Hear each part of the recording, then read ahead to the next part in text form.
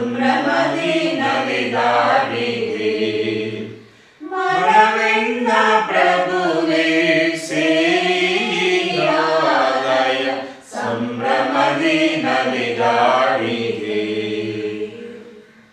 ಆತ್ಮೀಯ ಸಹೋದರ ಸಹೋದರಿಯರೇ, ಸಾಧಾರಣ ಕಾಲದ 16ನೆಯ ಭಾನುವಾರದಲ್ಲಿ ನಾವಿದ್ದೇವೆ. ಈ ದಿವ್ಯ ಬಲಿಪೂಜೆಯನ್ನು ವಿಶೇಷವಾಗಿ ಅನಾರೋಗ್ಯದ ನಿಮಿತ್ತ ಹಾಸಿಗೆಯಲ್ಲಿರುವವರಿಗಾಗಿ ಹಾಗೂ ಈ ದಿನಗಳಲ್ಲಿ ಕೋವಿಡ್-19 ಈ ಸೋಂಕಿನ ಕಾರಣ ದೇವಾಲಯಕ್ಕೆ ಹೋಗಲು ಆಗದವರಿಗಾಗಿ ವಿಶೇಷವಾಗಿ ಪ್ರಾರ್ಥಿಸಿ ಅರ್ಪಿಸುತ್ತೇನೆ. ನಿಮ್ಮೆಲ್ಲರ ಕೋರಿಕೆಗಳನ್ನು ಈ ದಿವ್ಯ ಬಲಿಪೂಜೆ ಮೂಲಕ ಸಮರ್ಪಿಸುತ್ತೇನೆ. ದಯಾಮಯ ದೇವರು ನಮ್ಮೆಲ್ಲರ ಕುಟುಂಬಗಳ ಮೇಲೆ ತನ್ನ ವಿಶೇಷ ಕರುಣೆಯನ್ನು ತೋರಲಿ ಹಾಗೂ ಈ ಒಂದು ಸೋಂಕಿನಿಂದ ನಮ್ಮನ್ನು, ನಮ್ಮ ಕುಟುಂಬಗಳನ್ನು, ವಿಶ್ವವನ್ನು ರಕ್ಷಿಸಲೆಂದು ನಾವೆಲ್ಲರೂ ಕೊರಲಿನಿಂದ ಮನಸ್ಸಿನಿಂದ ಈ ದಿವ್ಯ ಬಲಿಪೂಜೆಯಲ್ಲಿ ಪ್ರಭುವಿನ ಮೂಲಕ ಪ್ರಾರ್ಥಿಸೋಣ. ಪಿತನ ಮತ್ತು ಸುತನ ಮತ್ತು ಪವಿತ್ರಾತ್ಮನ ನಾಮದಲ್ಲಿ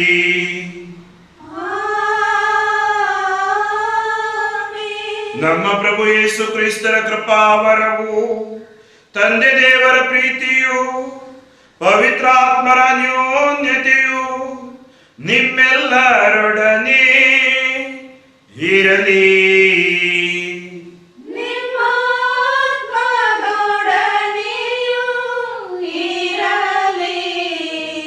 ದೇವರು ಒಳ್ಳೆಯವರಿಗೂ ದೇವರು, ಕೆಟ್ಟವರಿಗೂ ದೇವರು.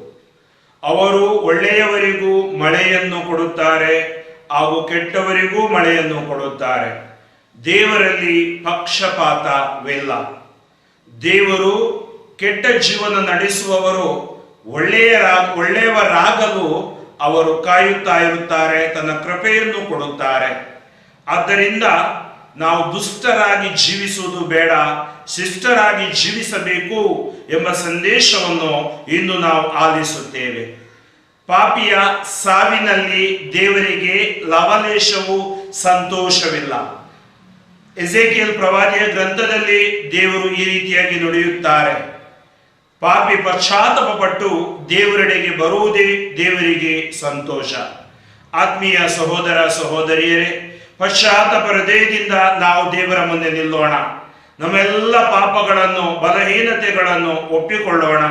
ದಯಾಮಯ ದೇವರು ನಮ್ಮನ್ನು ಮನ್ನಿಸಿ ಆಶೀರ್ವದಿಸಲಿ ಹಾಗೂ ದಿವ್ಯ ಬಲಿಯನ್ನು ಅರ್ಪಿಸಲು ನಮ್ಮೆಲ್ಲರನ್ನು ಯೋಗ್ಯರನ್ನಾಗಿಸಲಿ ಎಂಬುದಾಗಿ ನಾವು ಪ್ರಾರ್ಥಿಸೋಣ. ಸರ್ವಶಕ್ತ ದೇವರಿಗೂ ಸಹೋದರ ಸಹೋದರಿಯರೇ ನಿಮಗೂ ಯೋಚನೆಯಿಂದಲೂ, ನುಡಿಯಿಂದಲೂ, ನಡತೆಯಿಂದಲೂ, ಕರ್ತವ್ಯ ಲೋಪದಿಂದಲೂ ನಾನು ಅನೇಕ ಪಾಪಗಳನ್ನು ಮಾಡಿದ್ದೇನೆಂದು ನಿವೇದಿಸುತ್ತೇನೆ. ನನ್ನ ಪಾಪವೇ, ನನ್ನ ಪಾಪವೇ, ನನ್ನ ಪಾಪವೇ. ಆದುದರಿಂದ ಸುಧಾ ಕನ್ನಿಕೆಯಾದ ಸಂತ ಮರಿಯಮ್ಮನವರನ್ನು, ಸಕಲ ದೇವದೂತರನ್ನು, ಸಂತರನ್ನು, ಸಹೋದರ ಸಹೋದರಿಯರೇ ನಿಮ್ಮನ್ನು, ನನಗಾಗಿ ನಮ್ಮ ಪ್ರಭು ದೇವರನ್ನು ಪ್ರಾರ್ಥಿಸಬೇಕೆಂದು ಬೇಡಿಕೊಳ್ಳುತ್ತೇನೆ. ಸರ್ವಶಕ್ತ ದೇವರು ನಮಗೆ ದಯೆ ತೋರಿಸಿ ನಮ್ಮ ಪಾಪಗಳನ್ನು ಕ್ಷಮಿಸಿ ನಮ್ಮನ್ನು ನಿತ್ಯ ಜೀವಕ್ಕೆ ಕರೆದೊಯ್ಯಲಿ.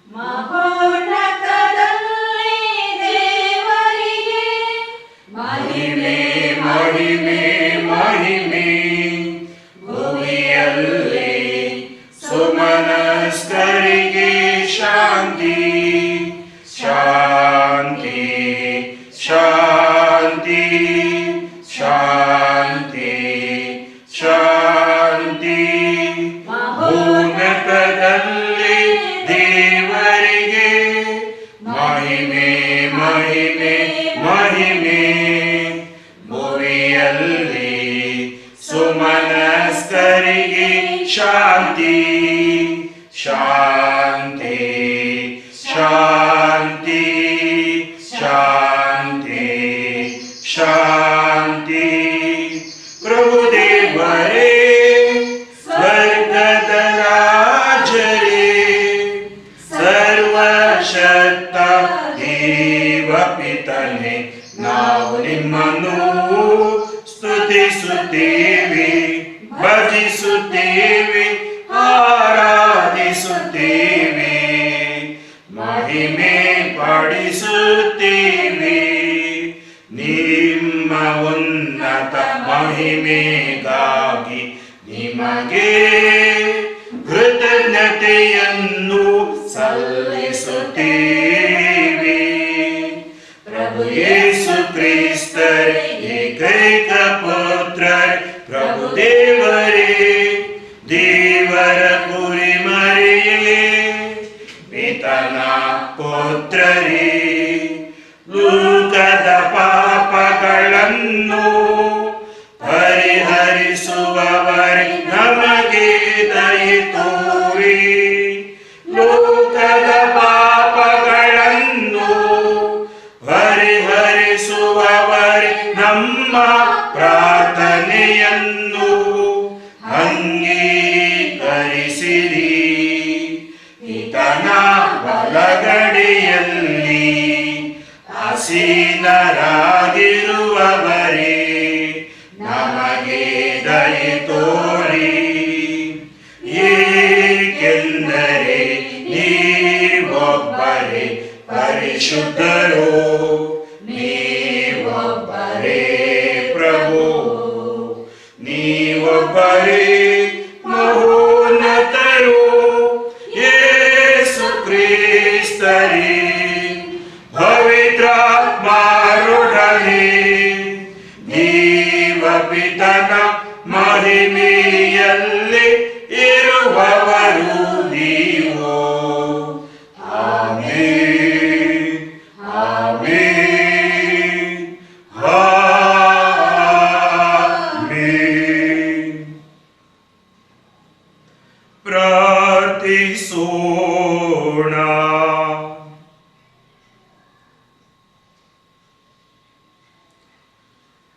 ದೇವರೇ, ನಿಮ್ಮ ಸೇವಕರಿಗೆ ನೆರವು ನೀಡಿ ನಿಮ್ಮ ಕೃಪಾವರದ ಕೊಡುಗೆಗಳನ್ನು ಅವರಲ್ಲಿ ದಯೆಯಿಂದ ಹೆಚ್ಚಿಸಿರಿ. ಇವರ ವಿಶ್ವಾಸ, ನಂಬಿಕೆ ಮತ್ತು ಪ್ರೀತಿಯಲ್ಲಿ ಉತ್ಸಾಹ ಭರಿತರಾಗಿ ನಿಮ್ಮ ಆಜ್ಞೆಗಳನ್ನು ಪಾಲಿಸುವುದರಲ್ಲಿ ಸದಾ ಜಾಗೃತರಾಗಿರುವಂತೆ ಅನುಗ್ರಹಿಸಿರಿ. ನಿಮ್ಮೊಂದಿಗೆ ಪವಿತ್ರ ಆತ್ಮರ ಐಕ್ಯದಲ್ಲಿ ದೇವರಾಗಿ ಯುಗ ಯುಗಾಂತರಕ್ಕೂ ಜೀವಿಸಿ ಆಳುವ ನಮ್ಮ ಪ್ರಭು, ನಿಮ್ಮ ಪುತ್ರರೂ ಆಗಿರುವ ಯೇಸು ಕ್ರಿಸ್ತರ ಮುಖಾಂತರ ನಿಮ್ಮನ್ನು ಪ್ರಾರ್ಥಿಸುತ್ತೀವಿ.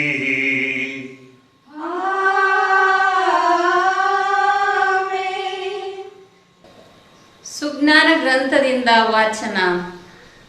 ಸರ್ವ ಜನರ ಸುಖ ಕೋರುವ ದೇವರು ನೀವಲ್ಲದೆ ಇನ್ನಾರೂ ಇಲ್ಲ. ನೀವು ವಿಧಿಸಿದ ದಂಡನೆ ಅನ್ಯಾಯವಲ್ಲವೆಂದು ನೀವು ತೋರಿಸಬೇಕಾಗಿಲ್ಲ. ನಿಮ್ಮ ಶಕ್ತಿಯೇ ನ್ಯಾಯ ನೀತಿಗೆ ಆಧಾರ. ನಿಮ್ಮ ಸಾರ್ವಭೌಮತ್ವವೇ ಎಲ್ಲ ಸಹನೆಗೆ ಮೂಲ ಕಾರಣ. ನೀವು ಸರ್ವಶಕ್ತರೆಂದು ಜನರು ನಂಬದಿರುವಾಗ ನೀವು ಶಕ್ತಿಯನ್ನು ತೋರಿಸುತ್ತೀರಿ. ಅದನ್ನು ಬಲ್ಲವರೊಂದಿಗೆ ವರ್ತಿಸುವಾಗ ಅವರ ಉದ್ದಟತನವನ್ನು ಖಂಡಿಸುತ್ತೀರಿ. ಶಕ್ತಿಯಲ್ಲಿ ನೀವೇ ಸಾರ್ವಭೌಮರು ಎಂದೇ ತೀರ್ಪಿಡುತ್ತೀರಿ. ಸೌಮ್ಯತೆಯಿಂದ ನಮ್ಮನ್ನಾಳುತ್ತೀರಿ ಬಹು ತಾಳ್ಮೆಯಿಂದ. ನಿಮ್ಮ ಶಕ್ತಿ ನಿಮ್ಮಲ್ಲಿದೆ ಇಚ್ಛಿಸಿದಾಗಲೆಲ್ಲ. ಇಂಥ ಕಾರ್ಯಗಳಿಂದ ಸಜ್ಜನನು ಜನಪ್ರಿಯನಾಗಿರಲು ಕಲಿಸಿಕೊಟ್ಟಿರುವಿರಿ. ಪಾಪಗಳಿಗೆ ಪಶ್ಚಾತ್ತಾಪದ ಅವಕಾಶವಿತ್ತು. ನಿಮ್ಮ ಮಕ್ಕಳನ್ನು ಭರವಸೆಯುಳ್ಳವರಾಗಿಸಿದಿರಿ. ಪ್ರಭುವಿನ ವಾಕ್ಯ. ದೇವರಿಗೆ ಕೃತಜ್ಞತೆ ಸಲ್ಲಲಿ. ಪ್ರಭು ನೀನು ದಯಾವಂತನು, ಕ್ಷಮಿಸುವವನು. ಪ್ರಭು ನೀನು ದಯಾವಂತನು, ಕ್ಷಮಿಸುವವನು. ಪ್ರಭು ನೀನು ದಯಾವಂತನು, ಕ್ಷಮಿಸುವವನು. ಮೊರೆ ಇಡುವವರಿಗೆ ನೀನು ಕೃಪಾಪೂರ್ಣನು. ಕಿವಿಗೊಡು ಪ್ರಭು ನನ್ನ ಪ್ರಾರ್ಥನೆಗೆ, ನನ್ನ ವಿಜ್ಞಾಪನೆಗಳ ಕೋರಿಕೆಗೆ. ಪ್ರಭು ನೀನು ದಯಾವಂತನು, ಕ್ಷಮಿಸುವವನು. ಬರುವವು ನೀನು ಉಂಟು ಮಾಡಿದ ಸಕಲ ಜನಾಂಗಗಳು, ನಿನ್ನ ನಾಮವನ್ನು ಘನಪಡಿಸಲು ನಿನಗೆ ಅಡ್ಡ ಬೀಳಲು. ಪ್ರಭು ನೀನೊಬ್ಬನೇ ದೇವನು, ಅದ್ಭುತಶಾಲಿ ಮಹೋನ್ನತನು. ಪ್ರಭು ನೀನು ದಯಾವಂತನು, ಕ್ಷಮಿಸುವವನು. ಪ್ರಭು ನೀನು ದಯಾಳು ದೇವ, ನೀ ಕರುಣಾಮೂರ್ತಿ, ಸಹನಶೀಲನು, ಸತ್ಯ ಸ್ವರೂಪಿ, ಪ್ರೇಮಮೂರ್ತಿ. ಕಟಾಕ್ಷವಿಟ್ಟು ಕರುಣಿಸೆನ್ನನು,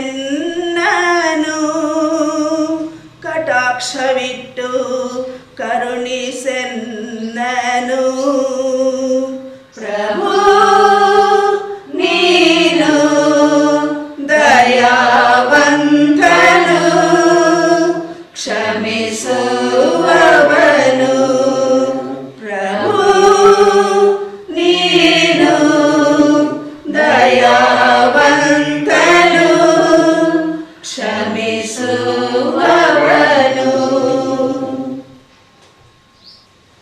ಪೌಲನು ರೋಮನ್ನರಿಗೆ ಬರೆದ ಪತ್ರದಿಂದ ವಾಚನ. ಸಹೋದರರೇ, ಪವಿತ್ರಾತ್ಮರು ಸಹ ನಮ್ಮ ದೌರ್ಬಲ್ಯದಲ್ಲಿ ನೆರವು ನೀಡುತ್ತಾರೆ. ಹೇಗೆ ಪ್ರಾರ್ಥಿಸಬೇಕು, ಯಾವುದಕ್ಕಾಗಿ ಪ್ರಾರ್ಥಿಸಬೇಕು ಎಂಬುದನ್ನು ನಾವು ತಿಳಿಯದವರು. ಪವಿತ್ರಾತ್ಮರೇ ಮಾತಿಗೆಟುಕದ ರೀತಿಯಲ್ಲಿ ಆತ್ಮಧ್ವನಿಯಲ್ಲಿ ನಮ್ಮ ಪರವಾಗಿ ದೇವರಲ್ಲಿ ವಿಜ್ಞಾಪಿಸುತ್ತಾರೆ. ಅಂತರಂಗಗಳನ್ನು ಈಕ್ಷಿಸುವ ದೇವರು ಪವಿತ್ರಾತ್ಮರ ಇಂಗಿತವೇನೆಂದು ಬಲ್ಲರು. ಏಕೆಂದರೆ ದೇವರ ಚಿತ್ತದ ಪ್ರಕಾರವೇ ಪವಿತ್ರಾತ್ಮರು ದೇವ ಜನರಿಗಾಗಿ ಭಿನ್ನವಿಸುತ್ತಾರೆ. ಪ್ರಭುವಿನ ವಾಕ್ಯ. ದೇವರಿಗೆ ಕೃತಜ್ಞತೆ ಸಲ್ಲಲಿ. Hallelujah, hallelujah, hallelujah, hallelujah. ಸರ್ವೇಶ್ವರ ಅಪ್ಪಣೆಯಾಗಲಿ, ತಮ್ಮ ದಾಸ ಕಾದಿದ್ದಾನೆ. ನಿತ್ಯ ಜೀವವನ್ನು ಇವ ನುಡಿಯಿರುವುದೇ ತಮ್ಮಲ್ಲಿ. Hallelujah, hallelujah, hallelujah, hallelujah, hallelujah. ಪ್ರಭು ನಿಮ್ಮೊಡನೆ ಇರಲಿ.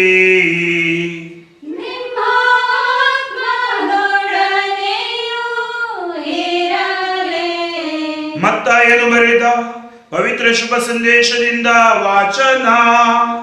ಪ್ರಭು ಮಹಿಮೆ ಸಲ್ಲಲಿ. ಆ ಕಾಲದಲ್ಲಿ ಯೇಸು ಜನರಿಗೆ ಈ ಸಾಮತಿಯನ್ನು ಹೇಳಿದರು. ಸ್ವರ್ಗ ಸಾಮ್ರಾಜ್ಯವು ತನ್ನ ಹೊಲದಲ್ಲಿ ಒಳ್ಳೆಯ ಗೋಧಿಯನ್ನು ಬಿತ್ತಿದ ರೈತನನ್ನು ಹೋಲುತ್ತದೆ. ಒಂದು ರಾತ್ರಿ ಎಲ್ಲರೂ ನಿದ್ರಿಸುತ್ತಿರುವಾಗ ಅವನ ವೈರಿ ಬಂದು ಗೋಧಿಯ ನಡುವೆ ಕಳೆಗಳನ್ನು ಬಿತ್ತಿ ಹೋದ. ಗೋಧಿ ಬೆಳೆದು ತೆನೆ ಬಿಟ್ಟಾಗ ಕಳೆ ಬೆಳೆದಿರುವುದು ಗೋಚರವಾಯಿತು. ಆಗ ಆಳುಗಳು ತಮ್ಮ ಯಜಮಾನನ ಬಳಿಗೆ ಬಂದು, ಸ್ವಾಮಿ, ನಿಮ್ಮ ಹೊಲದಲ್ಲಿ ಬಿತ್ತಿದ್ದು ಉತ್ತಮವಾದ ಗೋಧಿಯಲ್ಲವೇ? ಜೊತೆಗೆ ಕಳೆಯೂ ಕಾಣಿಸಿಕೊಂಡಿದೆಯಲ್ಲ, ಅದೆಲ್ಲಿಂದ ಬಂತು ಎಂದರು. ಯಜಮಾನ, ಇದು ನನ್ನ ವೈರಿ ಮಾಡಿರುವ ಕೆಲಸ ಎಂದ. ಹಾಗಾದರೆ ಕಳೆಯನ್ನು ಕಿತ್ತು ಹಾಕೋಣವೇ ಎಂದರು ಆಳುಗಳು. ಅದಕ್ಕೆ ಯಜಮಾನ, ಬೇಡ ಬೇಡ, ಕಳೆಯನ್ನು ಕೀಳುವಾಗ ಗೋಧಿಯನ್ನು ಕಿತ್ತು ಬಿಟ್ಟಿರಿ. ಸುಗ್ಗಿಯವರೆಗೆ ಎರಡೂ ಒಟ್ಟಿಗೆ ಬೆಳೆಯಲಿ. ಸುಗ್ಗಿಯ ಕಾಲದಲ್ಲಿ ಮೊದಲು ಕಳೆ ಕಿತ್ತು ಸುಟ್ಟು ಹಾಕಲು ಕಟ್ಟಿಡಿ. ಬಳಿಕ ಗೋಧಿಯನ್ನು ಒಕ್ಕಣೆ ಮಾಡಿ ನನ್ನ ಕಣಜಕ್ಕೆ ತುಂಬಿರಿ ಎಂದು ಕೊಯ್ಲುಗಾರರಿಗೆ ಹೇಳುತ್ತೇನೆ ಎಂದ. ಯೇಸು ಇನ್ನೊಂದು ಸಾಮತಿಯನ್ನು ಹೇಳಿದರು. ಸ್ವರ್ಗ ಸಾಮ್ರಾಜ್ಯ ಒಂದು ಸಾಸಿವೆ ಕಾಳನ್ನು ಹೋಲುತ್ತದೆ. ಈ ಕಾಳನ್ನು ತೆಗೆದುಕೊಂಡು ಹೋಗಿ ರೈತ ತನ್ನ ಹೊಲದಲ್ಲಿ ಬಿತ್ತಿದ. ಕಾಳುಗಳಲ್ಲಿ ಅತಿ ಸಣ್ಣದಾದ ಇದನ್ನು ಬಿತ್ತಿದಾಗ ಎಲ್ಲ ಸಸ್ಯಗಳಿಗಿಂತಲೂ ದೊಡ್ಡದಾಗಿ ಬೆಳೆದು ಮರವಾಗುತ್ತದೆ. ಆಕಾಶದಲ್ಲಿ ಹಾರಾಡುವ ಹಕ್ಕಿಗಳು ಬಂದು ಇದರ ರೆಂಬೆಗಳಲ್ಲಿ ಗೂಡು ಕಟ್ಟಿ ವಾಸಿಸುತ್ತವೆ. ಯೇಸು ಮತ್ತೊಂದು ಸಾಮತಿಯನ್ನು ಜನರಿಗೆ ಹೇಳಿದರು. ಸ್ವರ್ಗ ಸಾಮ್ರಾಜ್ಯ ಹುದುಗೆಬ್ಬಿಸುವ ಹುಳಿಯನ್ನು ಹೋಲುತ್ತದೆ. ಅದನ್ನು ಒಬ್ಬಾಕೆ ತೆಗೆದುಕೊಂಡು 3 ಸೇರು ಹಿಟ್ಟಿನಲ್ಲಿ ಕಲಸಿದಳು. ಆ ಹಿಟ್ಟೆಲ್ಲ ಹುಳಿಯಾಯಿತು. ಇದೆಲ್ಲವನ್ನು ಯೇಸು ಜನರಿಗೆ ಸಾಮತಿಗಳ ರೂಪದಲ್ಲಿ ಹೇಳಿದರು. ಸಾಮತಿಗಳಿಲ್ಲದೆ ಅವರಿಗೆ ಏನನ್ನು ಬೋಧಿಸಲಿಲ್ಲ. ಸಾಮತಿಗಳಲ್ಲೇ ಬೋಧಿಸುವೇನೋ, ಲೋಕಾದಿಯಿಂದ ರಹಸ್ಯವಾದವುಗಳನ್ನು ಬಯಲುಗೊಳಿಸುವೇನೋ ಎಂದು ದೇವರು ಪ್ರವಾದಿಯ ಮುಖಾಂತರ ತಿಳಿಸಿದ್ದ ಪ್ರವಚನಗಳನ್ನು ಯೇಸು ಹೀಗೆ ನೆರವೇರಿಸಿದರು. ಯೇಸು ಜನರನ್ನು ಬೀಳ್ಕೊಟ್ಟು ಮನೆಗೆ ಬಂದರು. ಶಿಷ್ಯರು ಅವರ ಬಳಿಗೆ ಬಂದು, ಹೊಲದಲ್ಲಿ ಬಿತ್ತಲಾದ ಕಳೆಗಳ ಸಾಮತಿಯನ್ನು ನಮಗೆ ವಿವರಿಸಿರಿ ಎಂದು ಕೇಳಿಕೊಂಡರು. ಅದಕ್ಕೆ ಯೇಸು, ಒಳ್ಳೆಯ ಗೋಧಿಯನ್ನು ಬಿತ್ತುವವನು ಎಂದರೆ ನರಪುತ್ರನು. ಹೊಲವೇ ಈ ಲೋಕ. ಒಳ್ಳೆಯ ಕಾಳುಗಳೇ ಶ್ರೀ ಸಾಮ್ರಾಜ್ಯದ ಮಕ್ಕಳು, ಕಳೆಗಳೇ ಕೇಡಿಗನ ಮಕ್ಕಳು. ಆ ಕಳೆಗಳನ್ನು ಬಿತ್ತಿದ ವೈರಿಯೇ ಪಿಶಾಚಿ. ಸುಗ್ಗಿಯೇ ಕಾಲಾಂತ್ಯ, ಕೊಯ್ಲುಗಾರರೇ ದೇವದೂತರು. ಕಳೆಗಳನ್ನು ಕಿತ್ತು ಬೆಂಕಿಯಲ್ಲಿ ಸುಟ್ಟು ಹಾಕಿದಂತೆ ಕಾಲಾಂತ್ಯದಲ್ಲೂ ನಡೆಯುವುದು. ನರಪುತ್ರನು ತನ್ನ ದೂತರನ್ನು ಕಳುಹಿಸುವನು.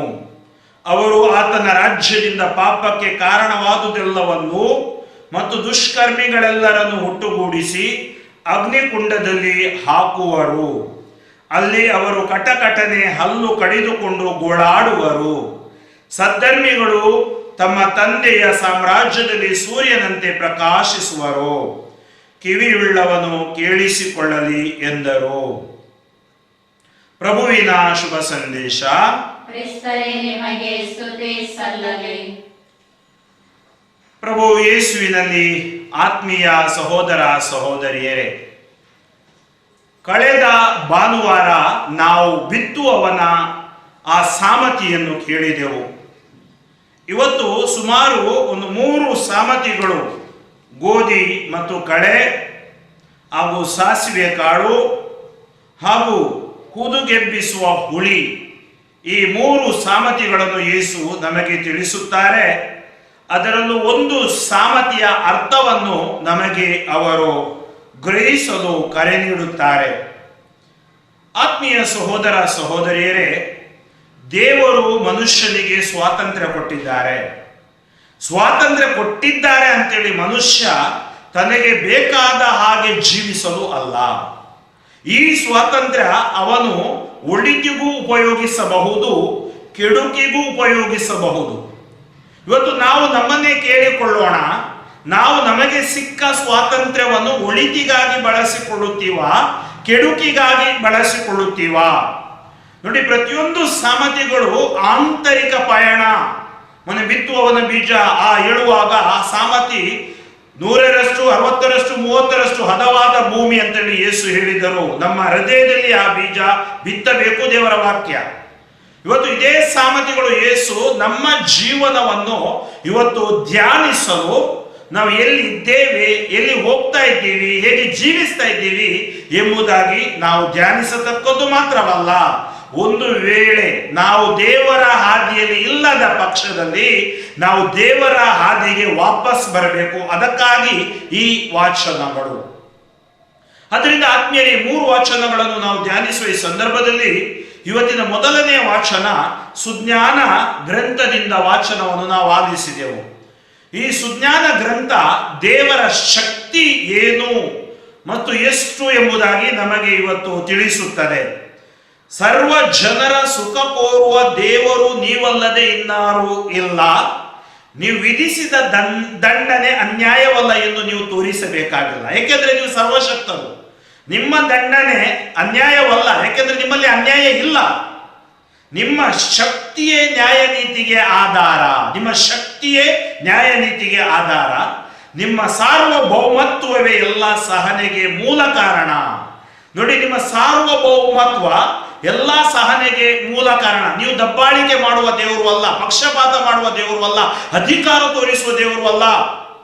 ನೋಡಿ, ನೀವು ಸರ್ವಶಕ್ತರೆಂದು ಜನರು ನಂಬದಿರುವಾಗ ನೀವು ಶಕ್ತಿಯನ್ನು ತೋರಿಸುತ್ತೀರಿ. ಹೇಗೆ ಇಸ್ರಾಯೇಲ್ ಜನರಿಗೆ ಅವರು ಶಕ್ತಿಯನ್ನು ತೋರಿಸಿದರು, ಹೇಗೆ ಮನುಷ್ಯ ಪಾಪದ ಕೂಪದಲ್ಲಿ ಬಿದ್ದಾಗ ಏಕೈಕ ಪುತ್ರ ಯೇಸುವನ್ನು ಕಳುಹಿಸಿದರು. ಜನರು ನಂಬದಿರುವಾಗ ನೀವು ಶಕ್ತಿಯನ್ನು ತೋರಿಸುತ್ತೀರಿ. ಅದು ನಾವು ಹೇಳ್ತೀವಿ ಪವಾಡಗಳು, ಅದು ದೇವರ ಶಕ್ತಿ. ಹಾಗೂ ಅದನ್ನು ಬಲ್ಲವರೊಂದಿಗೆ ವರ್ತಿಸುವಾಗ ಅವರ ಉದ್ದಟತನವನ್ನು ಖಂಡಿಸುತ್ತೀರಿ. ನೋಡಿ, ಅನೇಕ ಮಂದಿಯಲ್ಲಿ ಉದ್ದಟತನ ಇದೆ, ಅವರ ಅಹಂಕಾರ ಇದೆ, ಗರ್ವ ಇದೆ, ಅದನ್ನು ನೀವು ಖಂಡಿಸುತ್ತೀರಿ. ಶಕ್ತಿಯಲ್ಲಿ ನೀವೇ ಸಾರ್ವಭೌಮರು. ಎಂದೇ ತೀರ್ಪಿಡುತ್ತೀರಿ ಸೌಮ್ಯತೆಯಿಂದ, ನಮ್ಮ ನಾಳುತ್ತೀರಿ ಬಹು ತಾಳ್ಮೆಯಿಂದ. ನೋಡಿ, ದೇವರು ಎಷ್ಟು ತಾಳ್ಮೆ ವಹಿಸುತ್ತಾರೆ ಅಂದರೆ, ಅವರು ಸರ್ವಶಕ್ತರು, ಸರ್ವಭೌಮತ್ವ ಅವರಲ್ಲಿದೆ, ಆದರೆ ಅವರು ತಾಳ್ಮೆ ವಹಿಸುತ್ತಾರೆ. ಯಾಕೆ? ನಾವು ದೇವರೆಡೆಗೆ ತಿರುಗಿಕೊಳ್ಳಲು, ನಾವು ನಮ್ಮ ಕೆಟ್ಟ ಜೀವನವನ್ನು ಬಿಟ್ಟು, ಕೆಡುಕನ್ನು ಬಿಟ್ಟು ಒಳಿತಿನೆಡೆಗೆ ಬರಲು ಅವರು ತಾಳ್ಮೆಯನ್ನು ವಹಿಸುತ್ತಾರೆ. ನಿಮ್ಮ ಶಕ್ತಿ ನಿಮ್ಮಲ್ಲಿದೆ, ಇಚ್ಛಿಸಿದಾಗಲೆಲ್ಲ ಇಂಥ ಕಾರ್ಯಗಳಿಂದ ಸಜ್ಜನನು ಜನಪ್ರಿಯನಾಗಿರಲು ಕಲಿಸಿಕೊಟ್ಟಿರುವಿರಿ. ಪಾಪಗಳಿಗೆ ಪಶ್ಚಾತ್ತಾಪದ ಅವಕಾಶವಿತ್ತು ನಿಮ್ಮ ಮಕ್ಕಳನ್ನು ಭರವಸೆಯುಳ್ಳವರಾಗಿಸಿದಿರಿ. ಅಂದರೆ ಇವತ್ತು ನಮಗೆ ಈ ಕೆಡುಕಿನಿಂದ ಅವರ ಹತ್ರ ಬರಬೇಕಾದ್ರೆ ಪಶ್ಚಾತ್ತಾಪದ ಕೃಪೆ ಬೇಕು. ಈ ಪಶ್ಚಾತ್ತಾಪದ ಕೃಪೆಯೂ ಕೂಡ ದೇವರೇ ನಮಗೆ ಕೊಡ್ತಾರೆ. ಹೇಗೆ ಕೊಡುತ್ತಾರೆ ಅದನ್ನು 2ನೇ ವಾಚನದಲ್ಲಿ ನಾವು ಆಲಿಸುತ್ತೇವೆ. ನೋಡಿ, ನಮ್ಮಲ್ಲಿ ದೌರ್ಬಲ್ಯ ಇದೆ, ನಾವೆಲ್ಲರೂ ದುರ್ಬಲರು. ಇನ್ನೊಂದು, ನಮ್ಮಲ್ಲಿ ದೌರ್ಬಲ್ಯತೆ ಇದೆ. ಈ ದೌರ್ಬಲ್ಯತೆ ನಮಗೆ ಏನ್ ಮಾಡುತ್ತೆ? ದೌರ್ಬಲ್ಯತೆ ಇರುವುದರಿಂದ ಪ್ರಾರ್ಥನೆ ಮಾಡಲು ಆಗುವುದಿಲ್ಲ. ಪರಸ್ಪರ ದ್ವೇಷ, ಅಹಂಕಾರ, ಮತ್ಸರ ಮಾಡ್ತೀವಿ, ಜಗಳವಾಡ್ತೀವಿ, ಅಥವಾ ಕೆಡುಕಿಗೆ ನಾವು ನಮ್ಮ ಜೀವನವನ್ನು ತಳ್ಳಿ ಬಿಡುತ್ತೀವಿ. ಅಲ್ಲಿಂದ ಹೊರಗಡೆ ತರುವುದು ಹೇಗೆ? ಅಲ್ಲಿರುವಾಗ ನಮ್ಮ ಪ್ರಾರ್ಥನೆಗಳು ಆಲಿಸಲ್ಪಡುವುದಿಲ್ಲ. ಆ ಪ್ರಾರ್ಥನೆಗಳು ಹೇಗೆ ಆಲಿಸಲ್ಪಡುತ್ತವೆ ಎಂಬುದಾಗಿ ಸಂತ ಪೌಲರು ರೋಮನ್ನರಿಗೆ ಬರೆದ ಈ ಪತ್ರಿಕೆಯಲ್ಲಿ ಅವರು ಹೇಳಿದ್ದಾರೆ. ಸಹೋದರರೇ, ಪವಿತ್ರಾತ್ಮರು ಸಹ ನಮ್ಮ ದೌರ್ಬಲ್ಯದಲ್ಲಿ ನೆರವು ನೀಡುತ್ತಾರೆ. ನೋಡಿ, ಇವತ್ತು ನಮಗೆ ದೌರ್ಬಲ್ಯದಲ್ಲಿ ನೆರವು ನೀಡುವವರು ಪವಿತ್ರಾತ್ಮರು. ಈ ಪವಿತ್ರಾತ್ಮ ನಮಗೆ ಯೇಸು ಕೊಟ್ಟ ಕೊಡುಗೆ. ಹೇಗೆ ಪ್ರಾರ್ಥಿಸಬೇಕು, ಯಾವುದಕ್ಕಾಗಿ ಪ್ರಾರ್ಥಿಸಬೇಕು ಎಂಬುದನ್ನು ನಾವು ತಿಳಿಯದವರು. ನಮ್ಮಲ್ಲಿ ಯಾವ ಪ್ರಾರ್ಥನೆ, ನಮ್ಮಲ್ಲಿರುವ ಪ್ರಾರ್ಥನೆ, ನಮ್ಮ ಕೋರಿಕೆಗಳು, ನಮಗೆ ಅದು ಬೇಕು, ಇದು ಬೇಕು, ಜೀವನದಲ್ಲಿ ಸಾಗಿಸಲು ಆರೋಗ್ಯ ಬೇಕು ಮತ್ತು ನಮಗೆ ವಸ್ತುಗಳು ಬೇಕು. ಆದರೆ ನಮಗೆ ಹೇಗೆ ಪ್ರಾರ್ಥಿಸಬೇಕು, ಯಾವುದಕ್ಕಾಗಿ ಪ್ರಾರ್ಥಿಸಬೇಕು ಎಂಬುದನ್ನು ನಾವು ತಿಳಿಯದವರು ಪವಿತ್ರಾತ್ಮರೇ ಮಾತಿಗೆ ಟುಕದ ರೀತಿಯಲ್ಲಿ ಆತ್ಮಧ್ವನಿಯಿಂದ ನಮ್ಮ ಪರವಾಗಿ ದೇವರಲ್ಲಿ ವಿಜ್ಞಾಪಿಸುತ್ತಾರೆ. ನಾವು ಮಾಡಬೇಕಾದದ್ದು ಏನು? ನಾವು ದೇವರಿಗೆ ಸ್ತುತಿ ಸ್ತೋತ್ರ ವಂದನೆಗಳನ್ನು ಸಲ್ಲಿಸತಕ್ಕದ್ದು. We have to constantly thank God. ಎಲ್ಲದಕ್ಕೂ ಅವರಿಗೆ ವಂದನೆಗಳನ್ನು ಸಲ್ಲಿಸಬೇಕು. ಸೊ ಪವಿತ್ರಾತ್ಮರೇ ಮಾತಿಗೆಟುಕದ ರೀತಿಯಲ್ಲಿ ಆತ್ಮಧ್ವನಿಯಿಂದ ನಮ್ಮ ಪರವಾಗಿ ದೇವರಲ್ಲಿ ವಿಜ್ಞಾಪಿಸುತ್ತಾರೆ. ನಾವು ಪ್ರಾರ್ಥನೆ ಮಾಡುವಾಗ, ದೇವರ ವಾಕ್ಯ ಓದುವಾಗ ಅಂತರಂಗಗಳನ್ನು ಈಕ್ಷಿಸುವ ದೇವರು. ಪವಿತ್ರಾತ್ಮರ ಇಂಗಿತವೇನೆಂದು ಬಲ್ಲರು. ದೇವರಿಗೆ ಅಂತರಂಗ ಬಹಿರಂಗ, ನಾವು ಒಳಗೆ ಕೊಳಕು ಹೊರಗೆ ತಳಕು ಜೀವನ ಜೀವಿಸಲಿಕ್ಕೆ ಆಗುವುದಿಲ್ಲ. ಅದಕ್ಕಾಗಿ ಅಂತರಂಗವನ್ನು ಈಕ್ಷಿಸುವ ದೇವರು ಪವಿತ್ರಾತ್ಮರ ಇಂಗಿತವೇನೆಂದು ಬಲ್ಲರು. ಏಕೆಂದರೆ ದೇವರ ಚಿತ್ತದ ಪ್ರಕಾರವೇ ಪವಿತ್ರಾತ್ಮರು ದೇವ ಜನರಿಗಾಗಿ ಭಿನ್ನವಿಸುತ್ತಾರೆ. ದೇವರ ಚಿತ್ತದ ಪ್ರಕಾರ, ನಮ್ಮ ಚಿತ್ತದ ಪ್ರಕಾರವಲ್ಲ. ಆತ್ಮೀಯ ಸಹೋದರ ಸಹೋದರಿಯರೇ, ಇಂದಿನ ಶುಭ ಸಂದೇಶದೆಡೆಗೆ ನಾವು ಸ್ವಲ್ಪ ಧ್ಯಾನ ಕೊಡೋಣ. ಈ ಸಾಮರ್ಥ್ಯಗಳು ನಾನು ಹೇಳಿದೆ ಆಂತರಿಕ ಪಯಣ. ಇವತ್ತು ನಮ್ಮ ಒಳಗಡೆ ಎಲ್ಲಿ ಕೇಡಿಗ ಏನ್ ಬಿತ್ತಿದ್ದಾನೆ, ಎಲ್ಲಿ ಕಳೆಗಳನ್ನು ಬಿತ್ತಿದ್ದಾನೆ, ಆ ಕಳೆಗಳಿರುವುದರಿಂದ ಒಳ್ಳೆ ಬೆಳೆ, ಒಳ್ಳೆಯ ಫಲ ನಮಗೆ ಸಿಗುವುದಿಲ್ಲ. ಆ ಕಳೆಗಳನ್ನು ನಾವು ತೆಗೆಯಬೇಕು. ಅದಕ್ಕಾಗಿ ನಾವು ನೋಡ್ತೀವಿ, ನಮ್ಮಲ್ಲಿ ಒಂದು ಆಶೆ ಇದೆ, ಎಲ್ಲ ದುಷ್ಟ ಜನರು ಸಾಯಬೇಕು, ಸೊಳ್ಳು ಹೇಳುವವರೆಲ್ಲರೂ ನಾಶ ಆಗಬೇಕು. ನೋಡಿ, ದೇವರು ಯಾರನ್ನು ನಾಶ ಮಾಡುವುದಿಲ್ಲ. ಮತ್ತಾಯನ ಶುಭ ಸಂದೇಶ ಈ 7ನೇ ಅಧ್ಯಾಯದಲ್ಲಿ ಅವರು ಹೇಳ್ತಾರೆ, ಅವರು ಒಳ್ಳೆಯವರಿಗೂ ದೇವರು, ಕೆಟ್ಟವರಿಗೂ ದೇವರು. ಒಳ್ಳೆಯವರಿಗೂ ಮಳೆ ಕೊಡ್ತಾರೆ, ಕೆಟ್ಟವರಿಗೂ ಮಳೆ ಕೊಡ್ತಾರೆ. ಆದರೆ ಒಂದು ದಿನ ನ್ಯಾಯ ತೀರ್ಪಿನ ದಿನ ಇದೆ. ಅದಕ್ಕಾಗಿ ಯಾವಾಗ ಹೋಗಿ ಆ ಜನರು ಯಜಮಾನನ ಹತ್ರ, ಆಳುಗಳು ಯಜಮಾನನ ಹತ್ರ ಕೇಳಿದರು, ಸ್ವಾಮಿ ನೀವು ಉತ್ತಿದ್ದು, ಸ್ವಾಮಿ ನೀವು ಹೊಲದಲ್ಲಿ ಬಿತ್ತಿದ್ದು ಉತ್ತಮವಾದ ಗೋಧಿ ಅಲ್ಲವೇ, ಜೊತೆಗೆ ಕಳೆಯೂ ಕಾಣಿಸಿಕೊಂಡಿದೆಯಲ್ಲ. ನೋಡಿ, ಆ ಯಜಮಾನ ಬಿತ್ತಿದ್ದು ಒಳ್ಳೆಯ ಬೆಳೆ. ದೇವರು ಸೃಷ್ಟಿ ಮಾಡಿದ್ದು ನಮ್ಮನ್ನು ಒಳ್ಳೆಯವರನ್ನಾಗಿ ಸ್ವಾತಂತ್ರ್ಯ ಕೊಟ್ಟು, ಆದರೆ ಸ್ವಾತಂತ್ರ್ಯ ದುರುಪಯೋಗ ಪಡಿಸಿದವರು ನಾವು. ಆಮೇಲೆ ದೇವರನ್ನು ನಾವು ದೂಷಿಸುತ್ತೇವೆ. ನಾವು ದೇವರಿಂದ ವಿರೋಧ ಹೋಗಿ, ದೇವರ ಚಿತ್ತಕ್ಕೆ ವಿರೋಧ ಹೋಗಿ ಜೀವಿಸುವಾಗ ಈ ರೀತಿಯಾಗಿ ಆಗುತ್ತೆ. ನೋಡಿ, ಒಳ್ಳೆಯ ಬೆಳೆ ನಮಗೆ ಜೀವ ಕೊಟ್ಟಾಗ, ತಾಯಿಯ ಗರ್ಭದಲ್ಲಿ ಲೋಕಕ್ಕೆ ಕಳಿಸಿದಾಗ ನಾವೆಲ್ಲರೂ ಒಳ್ಳೆಯವರೇ. ಆದರೆ ಬೆಳೆದಾಗ ನಮ್ಮ ಗುಣನಡತೆ, ನಮ್ಮ ಬಿಹೇವಿಯರ್ ಹೇಗಾಗಿದೆ. ಅದಕ್ಕಾಗಿ ಅವರು ಹೇಳ್ತಾರೆ, ನೋಡಿ ನೀವು ಬಿತ್ತಿದ್ದು ಒಳ್ಳೆಯ ಗೋಧಿ ಅಲ್ಲವೇ, ಜೊತೆಗೆ ಕಳೆಯೂ ಕಾಣಿಸಿಕೊಂಡಿದೆಯಲ್ಲ, ಅದೆಲ್ಲಿಂದ ಬಂತು? ಯಜಮಾನ, ಇದು ನನ್ನ ವೈರಿ ಮಾಡುವ ಕೆಲಸ. ಯಾರು ಈ ವೈರಿ? ಯಾರು ಈ ಕೇಡಿಗ? ಕೇಡಿಗನು ಬಂದು ವಾಕ್ಯ ತೆಗೆಯುತ್ತಾನೆ, ಯೇಸು ಹೇಳಿದ್ರು. ಯಾರು ಈ ವೈರಿ? ಸೈತಾನ. ನೋಡಿ, ಅವನು ಬಂದಿದ್ದು ಕದಿಯಲು, ಕೊಲ್ಲಲು, ನಾಶ ಮಾಡಲು. ಅವನು ನಮಗೆ ಪಾಪಕ್ಕೆ ಪ್ರಚೋದನೆ ಕೊಡುತ್ತಾನೆ. ಅವನು ನಮ್ಮನ್ನು ದೇವರಿಂದ ದೂರ ಕೊಂಡೊಯ್ಯುತ್ತಾನೆ. ಅವನು ನಮ್ಮಲ್ಲಿ ವೈಮನಸ್ಸು ತರುತ್ತಾನೆ. ಇದು ಅವನ ಕೆಲಸ. ಅದಕ್ಕಾಗಿ ಯೇಸು ಹೇಳುತ್ತಾರೆ, ಇಲ್ಲಿ ಯಜಮಾನ ಹೇಳುತ್ತಾನೆ, ಇದು ವೈರಿಯ ಕೆಲಸ. ಹಾಗಾದರೆ ಕಳೆಗಳನ್ನು ಕಿತ್ತು ಹಾಕೋಣವೇ? ಬೇಡ. ಏಕೆಂದ್ರೆ ಕಳೆ ಕೀಳುವಾಗ, ನೋಡಿ, ಬೆಳೆಯುವಾಗ ಆ ಕಳೆಯು ಗೋಧಿಯು ಒಂದೇ ರೀತಿ ಕಾಣುತ್ತೆ. ಬೆಳೆದಾಗ, ಫಸಲು ಕೊಟ್ಟಾಗ ಗೋಧಿ ಯಾವುದು ಕಳೆ ಯಾವುದು ಗೊತ್ತಾಗುತ್ತೆ. ಅದಕ್ಕಾಗಿ ಗೋಧಿಯೊಂದಿಗೆ ಕಳೆಯು ಬೆಳೆಯಲಿ, ಒಳ್ಳೆಯವರೊಂದಿಗೆ ಕೆಡುಕು ಮಾಡುವವರು ಇರ್ತಾರೆ, ಬೆಳೆಯಲಿ. ಆದರೆ ಫಸಲಿಗೆ ಬಂದಾಗ, ಅಂದ್ರೆ ಏನು, ದೇವರ ನ್ಯಾಯ ತೀರ್ಪಿಗೆ ಬಂದಾಗ ಆ ಗೋಧಿಯನ್ನು ಬೇರೆ ಮಾಡಿ ಆ ಕಳೆಗಳನ್ನು ಸುಟ್ಟು ಹಾಕಲು ಕಟ್ಟಿಡಿ. ಏಕೆಂದರೆ ಆ ಕಾಳುಗಳು ಅಥವಾ ಕಳೆಗಳು ಮನುಷ್ಯನಿಗೆ, ಅಂದ್ರೆ ಮನುಷ್ಯ ಕೆಟ್ಟ ಆ ಆಲೋಚನೆಗೆ ಕಾರಣವಾಗುತ್ತವೆ, ಅಥವಾ ಕೆಟ್ಟತನಕ್ಕೆ ಒಂದು ಉದಾಹರಣೆಯಾಗಿದೆ. ಆತ್ಮೀಯರೇ, ನಾವು ಕೇಳಬೇಕು, ಇವತ್ತು ನಾನು ಗೋಧಿಯ ತರ ಜೀವಿಸ್ತಾ ಇದ್ದೀನ, ಕಳೆಗಳ ತರ? ಹೊರಗಡೆ ಗೋಧಿ ಅಂತ ಇರಬಹುದು, ಆದರೆ ಒಳಗಡೆ ಹೇಗಿದೆ ಅದು ದೇವರಿಗೆ ತಿಳಿದಿದೆ. 2ನೇ ಸಾಮರ್ಥ್ಯ ಯೇಸು ಹೇಳ್ತಾರೆ, ಸ್ವರ್ಗ ಸಾಮ್ರಾಜ್ಯ ಒಂದು ಸಾಸಿವೆ ಕಾಳನ್ನು ಹೋಲುತ್ತೆ. ಈ ಕಾಳು ಒಂದು ಚಿಕ್ಕದಾದ ಕಾಳು. ರೈತ ಹೊಲದಲ್ಲಿ ಬಿತ್ತಿದ ಕಾಳುಗಳಲ್ಲಿ ಅತಿ ಸಣ್ಣದಾದ ಇದನ್ನು ಬಿತ್ತಿದಾಗ ಎಲ್ಲ ಸಸ್ಯಗಳಿಗಿಂತಲೂ ದೊಡ್ಡದಾಗಿ ಬೆಳೆದು ಮರವಾಗುತ್ತದೆ. ಆಕಾಶದಲ್ಲಿ ಹಾರಾಡುವ ಹಕ್ಕಿಗಳು ಬಂದು ಇದರ ರೆಂಬೆಗಳಲ್ಲಿ ಗೂಡು ಕಟ್ಟಿ ವಾಸಿಸುತ್ತವೆ. ಏನಿದರ ಅರ್ಥ? 1ನೇ ಅರ್ಥ, ಕಾಳು ಚಿಕ್ಕ ಕಾಳು, ಆದರೆ ಅಗಾಧ ಶಕ್ತಿ ಅದರ ಒಳಗಡೆ ಇದೆ. ವಿಶ್ವಾಸವೂ ಅಷ್ಟೇ, ಅಗಾಧ ಶಕ್ತಿ ಅದರ ಒಳಗಡೆ ಇದೆ. ಈ ಕಾಳು, ಸಾಸಿವೆ ಕಾಳು ಸಂಪೂರ್ಣ ಕಾಳು, ಅದರ ಒಳಗಡೆ ಗಾಳಿ ಇಲ್ಲ. ಅಂದ್ರೆ there is no vacuum inside the mustard seed, perfect seed ಅಂತಾರೆ. ಅಂದ್ರೆ ಆ ಕಾಳು ನೀವು ನೋಡಿದ್ದೀರಿ. ಈಗ ನೀವು ಯೋಚನೆ ಮಾಡಬಹುದು, ನಮ್ಮ ಊರಿನಲ್ಲಿ ಅಥವಾ ಜಮೀನಿನಲ್ಲಿ ಚಿಕ್ಕ ಚಿಕ್ಕ ಗಿಡಗಳು, ಹತ್ತಿ ಗಿಡಗಳು ಆಗ್ತವೆ. ಆದರೆ ಇನ್ನೊಂದು ಹತ್ತಿ ಗಿಡಗಳಿವೆ, ದೊಡ್ಡ ಹತ್ತಿ ಗಿಡಗಳು. ನಮ್ಮ ಊರಲ್ಲಿ ನಾನು ಚಿಕ್ಕ ಹತ್ತಿ ಗಿಡ ನೋಡೇ ಇಲ್ಲ. ನಮ್ಮ ಊರಲ್ಲಿ ದೊಡ್ಡ ದೊಡ್ಡ ಮರಗಳು, ಆ ಮರಗಳಲ್ಲಿ ಹತ್ತಿ ಆಗಿದ್ದನ್ನು ನಾವು ತೆಗೆದು ಅದೊಂದು ದೊಡ್ಡ ಇದರ ತರ ಅದರಲ್ಲಿ ಹತ್ತಿ ಆಗುತ್ತೆ, ಅದನ್ನ ಹೊಡಿಬೇಕು, ತೆಗೀಬೇಕು. ಹೀಗೆ ಆ ಹತ್ತಿ ಮರಗಳನ್ನು ನೋಡಿದ್ದೆ. ನಾನು ಈಚೆ ಬರುವಾಗ ನಾನು ಇದರಲ್ಲಿ ಹತ್ತಿಯ ಗಿಡಗಳನ್ನು ನೋಡಿದೆ. ನನಗೆ ಆಶ್ಚರ್ಯವಾಯಿತು, ಗಿಡದಲ್ಲೂ ಹತ್ತಿ ಆಗುತ್ತೆ ಅಂತೇಳಿ. ನೋಡಿ, ಸಾಸಿವೆ ಗಿಡಗಳಿವೆ, ಸಾಸಿವೆ ಮರಗಳು ಇವೆ. ಇಸ್ರೇಲ್ ನಾಡಿಗೆ ಹೋದ್ರೆ ಸಾಸಿವೆ ಮರಗಳನ್ನು ನೋಡ್ತೀರಿ. ಆ ಮರಗಳಲ್ಲಿ ಹಾಕಿ ಗೂಡು ಕಟ್ಟಬಹುದು. ಸ್ವಲ್ಪ ಎತ್ತರವಾದ ಮರವಾಗುತ್ತೆ ಅದು. ಅಂದ್ರೆ ಈ ಸಾಮರ್ಥ್ಯ ಅರ್ಥ ಏನು? ನಮ್ಮ ಚಿಕ್ಕದಾದ ವಿಶ್ವಾಸ, ಆ ವಿಶ್ವಾಸ ಸಾಸಿವೆ ಕಾಳಿನಷ್ಟಿನ ವಿಶ್ವಾಸ ಹೆಮ್ಮರವಾಗಬೇಕು. ಮತ್ತು ಅದರಲ್ಲಿ ಗೂಡು ಕಟ್ಟಬೇಕಂದ್ರೆ ಇತರರು ನಮ್ಮನ್ನು ನೋಡಿ ಯೇಸು ಹತ್ತ ಬರಬೇಕು. ನಾವು ಯೇಸುವಿನ ಸುವಾರ್ತೆಯನ್ನು ಸಾರುವ ಆ ವಿಶ್ವಾಸವಿರುವ ಸಾಸಿವೆ ಮರಗಳು ಅಂದ್ರೆ ವಿಶ್ವಾಸಿಗಳಾಗಬೇಕು. ಇಲ್ಲದಿದ್ರೆ ಏನಾಗುತ್ತೆ, ಈ ಸಾಸಿವೆ ಕಾಳು ಕೆಟ್ಟದಾದ್ರೆ ಆ ಸಾಸಿವೆ ಕಾಳು ಬೆಳೆಯುತ್ತೆ, ಕೆಟ್ಟದನ್ನೇ ಕೊಡುತ್ತೆ, ಕಳೆಗಳ ತರ.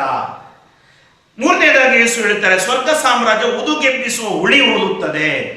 ಈ ಸ್ವರ್ಗ ಸಾಮ್ರಾಜ್ಯ ಅಂದ್ರೆ ಒಬ್ಬಾಕೆ ತೆಗೆದುಕೊಂಡು 3 ಸೇರು ಹಿಟ್ಟಿನಲ್ಲಿ ಕಲಸಿದಳು. ದೋಸೆ ಮಾಡುವವರಿಗೆ, ಇಡ್ಲಿ ಮಾಡುವವರಿಗೆ ಇದೆಲ್ಲ ಗೊತ್ತಿದೆ. ಹಿಟ್ಟೆಲ್ಲ ಹುಳಿ ಆಯಿತು. ಈ ಹಿಟ್ಟಲ್ಲಿ ಇದನ್ನು ಉದುಗೆಬ್ಬಿಸುವ ಹುಳಿಯನ್ನು ಸೇರಿಸಿದರೆ ಏನಾಗುತ್ತೆ? ಆ ಹಿಟ್ಟು ಹುಳಿಯಾಗುತ್ತದೆ. ಒಂದರ್ಥದಲ್ಲಿ 2 ಅರ್ಥ ಇಲ್ಲಿ ನಾವು ಕೊಡಬಹುದು. ಒಂದು, ನನ್ನ ಜೀವನ ಒಳ್ಳೆಯದನ್ನು ಮಾಡಬಹುದು, ಅನೇಕ ಜನರನ್ನು ನಾವು ಯೇಸು ಹತ್ರ ತರಬಹುದು. ಇಲ್ಲ, ನಾವು ಕೆಟ್ಟದನ್ನು ಮಾಡಿ ಕೆಟ್ಟತನದ ಒಂದು ದಾರಿಯನ್ನು ಕೂಡ ತೋರಿಸಲು ಕಾರಣವಾಗಬಹುದು.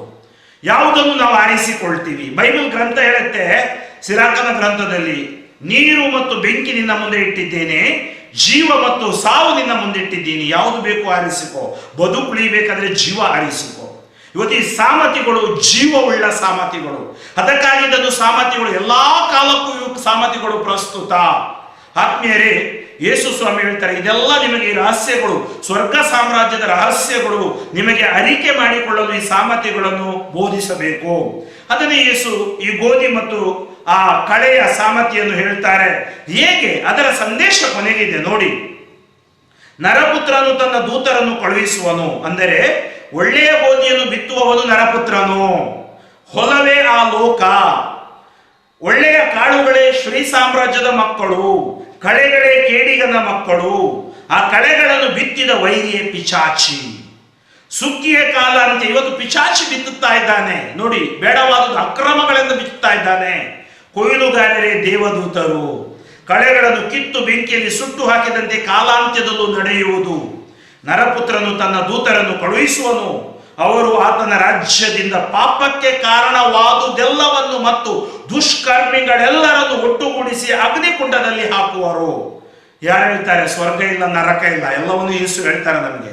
ಅಲ್ಲಿ ಅವರು ಕಟಕಟನೆ ಹಲ್ಲು ಕಡಿದುಕೊಂಡು ಓಡಾಡುವರು. ಸದ್ಧರ್ಮಿಗಳು ತಮ್ಮ ತಂದೆಯ ಸಾಮ್ರಾಜ್ಯದಲ್ಲಿ ಸೂರ್ಯನಂತೆ ಪ್ರಕಾಶಿಸುವರು. ಕಿವಿಯುಳ್ಳವನು ಕೇಳಿಸಿಕೊಳ್ಳಲಿ. ಆತ್ಮೀಯರೇ, ಈ ಭಾನುವಾರ ಸದ್ಧರ್ಮಿ ಜೀವನ ಜೀವಿಸಲು ನಮಗೆ ಕರೆ ನೀಡುತ್ತೆ. ನಮಗೆ ಗೊತ್ತಿದೆ, ಈ ಒಂದು ಕಷ್ಟ ಕಾಲದಲ್ಲಿ ನಾವಿದ್ದೀವಿ. ಸೋಂಕು ಎಲ್ಲ ಕಡೆ ಹರಡ್ತಾ ಇದೆ, ಹಬ್ಬುತ್ತಾ ಇದೆ, ಆಕ್ರಮಣ ಮಾಡ್ತಾ ಇದೆ. ಸದ್ಧರ್ಮದ ಜೀವನ ನಾವು ಜೀವಿಸ್ತಾ ಇದ್ರೆ, ಪ್ರಭು ಯೇಸುವಿನ ಹಾದಿಯಲ್ಲಿ ನಾವು ಜೀವಿಸ್ತಾ ಇದ್ರೆ, ಕೆಡುಕುತನವನ್ನು ಬಿಟ್ಟು ಪಶ್ಚಾತ್ತಾಪ ಪಟ್ಟು ಪಾಪ ನಿವೇದನೆ ಮಾಡಿ ದೇವರೆಡೆಗೆ ಬರುವುದಾದರೆ, ನಮ್ಮ ಹಳೆಯ ಜೀವನಕ್ಕೆ ದುಷ್ಟತನಕ್ಕೆ ತಿಲಾಂಜಲಿ ಇತ್ತು ದೇವರೆಡೆಗೆ ಮನ ಮರುಗುವುದಾದರೆ, ದೇವರೆಡೆಗೆ ತಿರುಗುವುದಾದರೆ ದೇವರು ಕ್ಷಮಿಸುತ್ತಾರೆ. ಅದಕ್ಕಾಗಿ ಈ ದಿನದ ಈ ಸಾಮತಿಗಳು ನಮ್ಮನ್ನು ಸ್ವರ್ಗ ಸಾಮ್ರಾಜ್ಯದೆಡೆಗೆ ಹೇಗೆ ನಾವು ಹೋಗಬೇಕು ಹಾಗೂ ನಮ್ಮ ಜೀವನವನ್ನು ಹೇಗೆ ಜೀವಿಸಬೇಕು ಎಂಬುದಾಗಿ ನಮಗೆ ಬೆಳಕನ್ನು ಚೆಲ್ಲುತ್ತವೆ. ಆದ್ದರಿಂದ ಇವತ್ತು ನಾವು ಭಯಪಡುವುದು ಬೇಡ. ಅವರು ನಮಗೆ ಪವಿತ್ರಾತ್ಮರನ್ನು ಕೊಟ್ಟಿದ್ದಾರೆ. ನಾವು ಕೇವಲ ನಮ್ಮ ಕುಟುಂಬಗಳಲ್ಲಿ ಪ್ರಾರ್ಥಿಸೋಣ, ದೇವರ ವಾಕ್ಯ ಓದೋಣ, ಸ್ತುತಿಸೋಣ, ಜಪಸರ ಪ್ರಾರ್ಥನೆ, ದೈವಿಕ ಕರುಣೆ ಪ್ರಾರ್ಥನೆಗಳನ್ನು ಹೇಳೋಣ ಎಂದು ಆಲಸ್ಯಗೊಳ್ಳದೆ ನಾವು ಸದಾ ಎಚ್ಚರದಿಂದಿದ್ದು ಪ್ರಾರ್ಥಿಸಲು ಬೇಕಾದ ಶಕ್ತಿ ಹಾಗೂ ಇವತ್ತು ನಾವು ಆಲಿಸಿದ ಈ ಶುಭವಾರ್ತೆ ನಮ್ಮ ಒಳಗಡೆ ಇಳಿದು ನಮ್ಮನ್ನು ಪರಿವರ್ತಿಸಲಿ. ದೇವರ ವಾಕ್ಯ ಬೆಂಕಿಯಂತೆ ಸುಟ್ಟು ಎಲ್ಲ ಹಳೆತನಗಳನ್ನು, ಕೆಟ್ಟದವುಗಳನ್ನು ನಿಷ್ಕ್ರಿಯಗೊಳಿಸಿ ನಮಗೆ ಜಯವನ್ನು ಕೊಡಲೆಂದು ನಾವೆಲ್ಲರೂ ಪ್ರಾರ್ಥಿಸೋಣ. ಸ್ತುತಿಗಳ ಮಧ್ಯೆ ವಾಸಿಸುವವನು, ಸ್ತುತಿಗೆ ಪಾತ್ರನು, ಸ್ತುತಿಯಲ್ಲಿ ಜೀವಿಸುವವನಾದ ಪ್ರಭು ಯೇಸುವೆ, ನಿಮ್ಮ ನಾಮಕ್ಕೆ ಅನಂತ ಕೋಟಿ ಸ್ತೋತ್ರಗಳು. ಎಚ್ಚರಿಕೆಯ ಸಂದೇಶ ನಮಗೆ ನೀವು ಕೊಟ್ಟಿದ್ದೀರಿ. ಈ ಸಂದರ್ಭದಲ್ಲಿ ಎಚ್ಚರಿಕೆಯಿಂದ ನಾವು ಹೆಜ್ಜೆ ಇಡಬೇಕು ಎಂದು ನಮಗೆ ಆಹ್ವಾನವಿತ್ತಿದ್ದೀರಿ. ಅನೇಕ ಬಾರಿ ನಾವು ಎಚ್ಚರ ತಪ್ಪಿ ನಮ್ಮ ಸ್ವಾತಂತ್ರ್ಯವನ್ನು ದುರುಪಯೋಗಪಡಿಸಿದ್ದೀವಿ. ಲೋಕದ ಲೋಲುಪತೆಗೆ, ಸುಖಕ್ಕೆ ಮರುಗಿ ಅಲ್ಲಿ ಬಿದ್ದು ಹೋಗಿದ್ದೇವೆ. ದುಷ್ಟ ಜೀವನ ಅಥವಾ ದುಷ್ಟತನದಲ್ಲಿ ಸಂತೋಷ ಪಟ್ಟಿದ್ದೇವೆ. ಪಾವಿತ್ರ್ಯತೆಯನ್ನು ಕಳೆದುಕೊಂಡು ಪ್ರಾರ್ಥನೆಯನ್ನು ಮಾಡದೆ, ದೇವರ ವಾಕ್ಯವನ್ನು ಓದದೆ, ನಿಮ್ಮನ್ನು ನೆನೆಯದೆ ಅಹಂಕಾರಿಗಳಾಗಿ ವರ್ತಿಸಿ ಜೀವಿಸಿದ್ದೇವೆ. ಅದಕ್ಕಾಗಿ ಪಶ್ಚಾತ್ತಾಪ ಪಡುತ್ತೇವೆ. ಈ ದಿನ ನಮ್ಮೆಲ್ಲರನ್ನು ಮನ್ನಿಸಿ ಆಶೀರ್ವದಿಸಿ ಪ್ರಭುವೇ. ಈ ಸ್ವಾರ್ಥ ಮನ ಪರಿವರ್ತನೆಯ ಸ್ವಾರ್ಥೆಯಾಗಲಿ. ನಮ್ಮೆಲ್ಲರನ್ನು ಮನ್ನಿಸಿರಿ. ನಿಮ್ಮ ಮುಂದೆ ಮಂಡಿಯೂರಿ ನಮ್ಮೆಲ್ಲ ಪಾಪಗಳನ್ನು ಒಪ್ಪಿಕೊಳ್ಳುತ್ತೇವೆ. ಈ ದೇವರ ವಾಕ್ಯ ನಮ್ಮನ್ನು ಸ್ಪರ್ಶಿಸಲಿ, ನಮ್ಮನ್ನು ಶುಚಿಗೊಳಿಸಲಿ, ಶುದ್ಧಗೊಳಿಸಲಿ, ಪರಿಶುದ್ಧತೆಗೆ ನಮ್ಮನ್ನು ಕರೆದೊಯ್ಯಲಿ. ನಾ ಪಾಪಿ ಯೇಸುವೇ ಕರುಣೆ ತೋರಿರಿ, ನಾ ದ್ರೋಹಿ ಯೇಸುವೇ ಕ್ಷಮೆಯ ನೀಡಿರಿ. ನಾ ಪಾಪಿ ಯೇಸುವೇ ಕರುಣೆ ತೋರಿರಿ, ನಾ ದ್ರೋಹಿ ಯೇಸುವೇ ಕ್ಷಮೆಯ ನೀಡಿರಿ. Hallelujah, hallelujah, hallelujah, hallelujah. ಯೇಸುವೇ ನಿನ್ನ ನಾಮದಲ್ಲಿ ಎಲ್ಲ ಮಕ್ಕಳಿಗಾಗಿ ಪ್ರಾರ್ಥಿಸುತ್ತೇನೆ. ಇದೋ ನಮ್ಮಲ್ಲಿರುವ ಎಲ್ಲ ದುಷ್ಟತನಗಳು ದೂರವಾಗಲಿ, ಎಲ್ಲ ಕೇಡಿಗನ ಕಳೆಗಳು ದೂರವಾಗಲಿ. ಯೇಸುವೆ, ಪಶ್ಚಾತ್ತಾಪ ಹೃದಯದಿಂದ ಈ ದಿವ್ಯ ಬಲಿ ಪೂಜೆಯಲ್ಲಿ ಈ ರೊಟ್ಟಿನ ಸಮರ್ಪಿಸುವಾಗ, ನಿಮ್ಮ ಶರೀರ ಮತ್ತು ರಕ್ತವನ್ನು ಆರಾಧಿಸುವಾಗ, ಭಜಿಸುವಾಗ ನಮ್ಮನ್ನು ಪರಿಶುದ್ಧಗೊಳಿಸಿದ್ದೇವ. ನಮ್ಮ ಕುಟುಂಬಗಳನ್ನು, ನಮ್ಮ ಕುಟುಂಬದ ಎಲ್ಲ ಸದಸ್ಯರನ್ನು, ದೇಶ ವಿದೇಶಗಳಲ್ಲಿ ಇರುವ ನಮ್ಮ ಸಂಬಂಧಿಕರನ್ನು ಆಶೀರ್ವದಿಸಿರಿ. ಇದೋ ದೇವರ ವಾಕ್ಯ ಇಷ್ಟಾರ್ಥವನ್ನು ನೆರವೇರಿಸದೆ ಸುಮ್ಮನೆ ಹಿಂತಿರುಗುವುದಿಲ್ಲ. ಆ ವಾಕ್ಯದ ಇಷ್ಟಾರ್ಥ ನಮ್ಮಲ್ಲಿ ನೆರವೇರಲಿ. ನಮ್ಮಲ್ಲಿರುವ ದುರ್ಗುಣ, ದುಶ್ಚಟ, ದುರ್ವ್ಯಾಮೋಹಗಳು, ಕಾಮ, ಕ್ರೋಧಗಳು ದೂರವಾಗಲಿ. ಪರಿಶುದ್ಧತೆ ನಮ್ಮನ್ನು ಇಳಿದು ಬರಲಿ. ಈ ಎಲ್ಲ ಸಾಮರ್ಥ್ಯಗಳು ನಮ್ಮನ್ನು ಶುದ್ಧೀಕರಿಸಲಿ. ಪವಿತ್ರ ಆತ್ಮರಿಂದ ತುಂಬಲ್ಪಟ್ಟು ನಮ್ಮ ಕ್ರೈಸ್ತ ಜೀವನ ಜೀವಿಸುವಂತಾಗಲಿ. Touch us, Lord, anoint and bless for your glory. ಯೇಸು ನಾಮದಲ್ಲಿ ಪ್ರಾರ್ಥಿಸುತ್ತೇನೆ, ಜೀವವುಳ್ಳ ತಂದೆಯೇ, ಆಮೆನ್. ನಾವೆಲ್ಲರೂ ಈಗ ನಮ್ಮ ವಿಶ್ವಾಸ ಪ್ರಮಾಣವನ್ನು ಮಾಡೋಣ. ಸ್ವರ್ಗವನ್ನು, ಭೂಮಿಯನ್ನು, ಗೋಚರವಾದುದನ್ನು, ಅಗೋಚರವಾದುದನ್ನು, ಸರ್ವವನ್ನು ಸೃಷ್ಟಿಸಿದ ಸರ್ವಶಕ್ತ ಪಿತನಾದ ಏಕ ದೇವರನ್ನು ವಿಶ್ವಾಸಿಸುತ್ತೇನೆ. ಸಕಲ ಯುಗಗಳ ಮುನ್ನ ಪಿತನಿಂದ ಜನಿಸಿದ ಏಕಮಾತ್ರ ದೇವಪುತ್ರ ಪ್ರಭು ಯೇಸು ಕ್ರಿಸ್ತರನ್ನು ವಿಶ್ವಾಸಿಸುತ್ತೇನೆ. ಇವರು ದೇವರಿಂದ ದೇವರು, ಬೆಳಕಿನಿಂದ ಬೆಳಕು, ನಿಜ ದೇವರಿಂದ ನಿಜ ದೇವರು, ಜನಿಸಿಯೂ ಸೃಷ್ಟಿಯಾಗದೆ ಪಿತನ ಸಹ ಸ್ವಭಾವಿ ಆಗಿರುವರು. ಇವರ ಮುಖಾಂತರವೇ ಸಕಲವು ಸೃಷ್ಟಿಯಾಯಿತು. ಇವರು ಮಾನವರಾದ ನಮಗಾಗಿಯೂ ನಮ್ಮ ರಕ್ಷಣೆಗಾಗಿಯೂ ಸ್ವರ್ಗದಿಂದ ಇಳಿದು ಬಂದರು ಮತ್ತು ಪವಿತ್ರಾತ್ಮರ ಕನ್ಯಾಮರಿಯಮ್ಮನವರಲ್ಲಿ ಮನುಷ್ಯರಾದರು.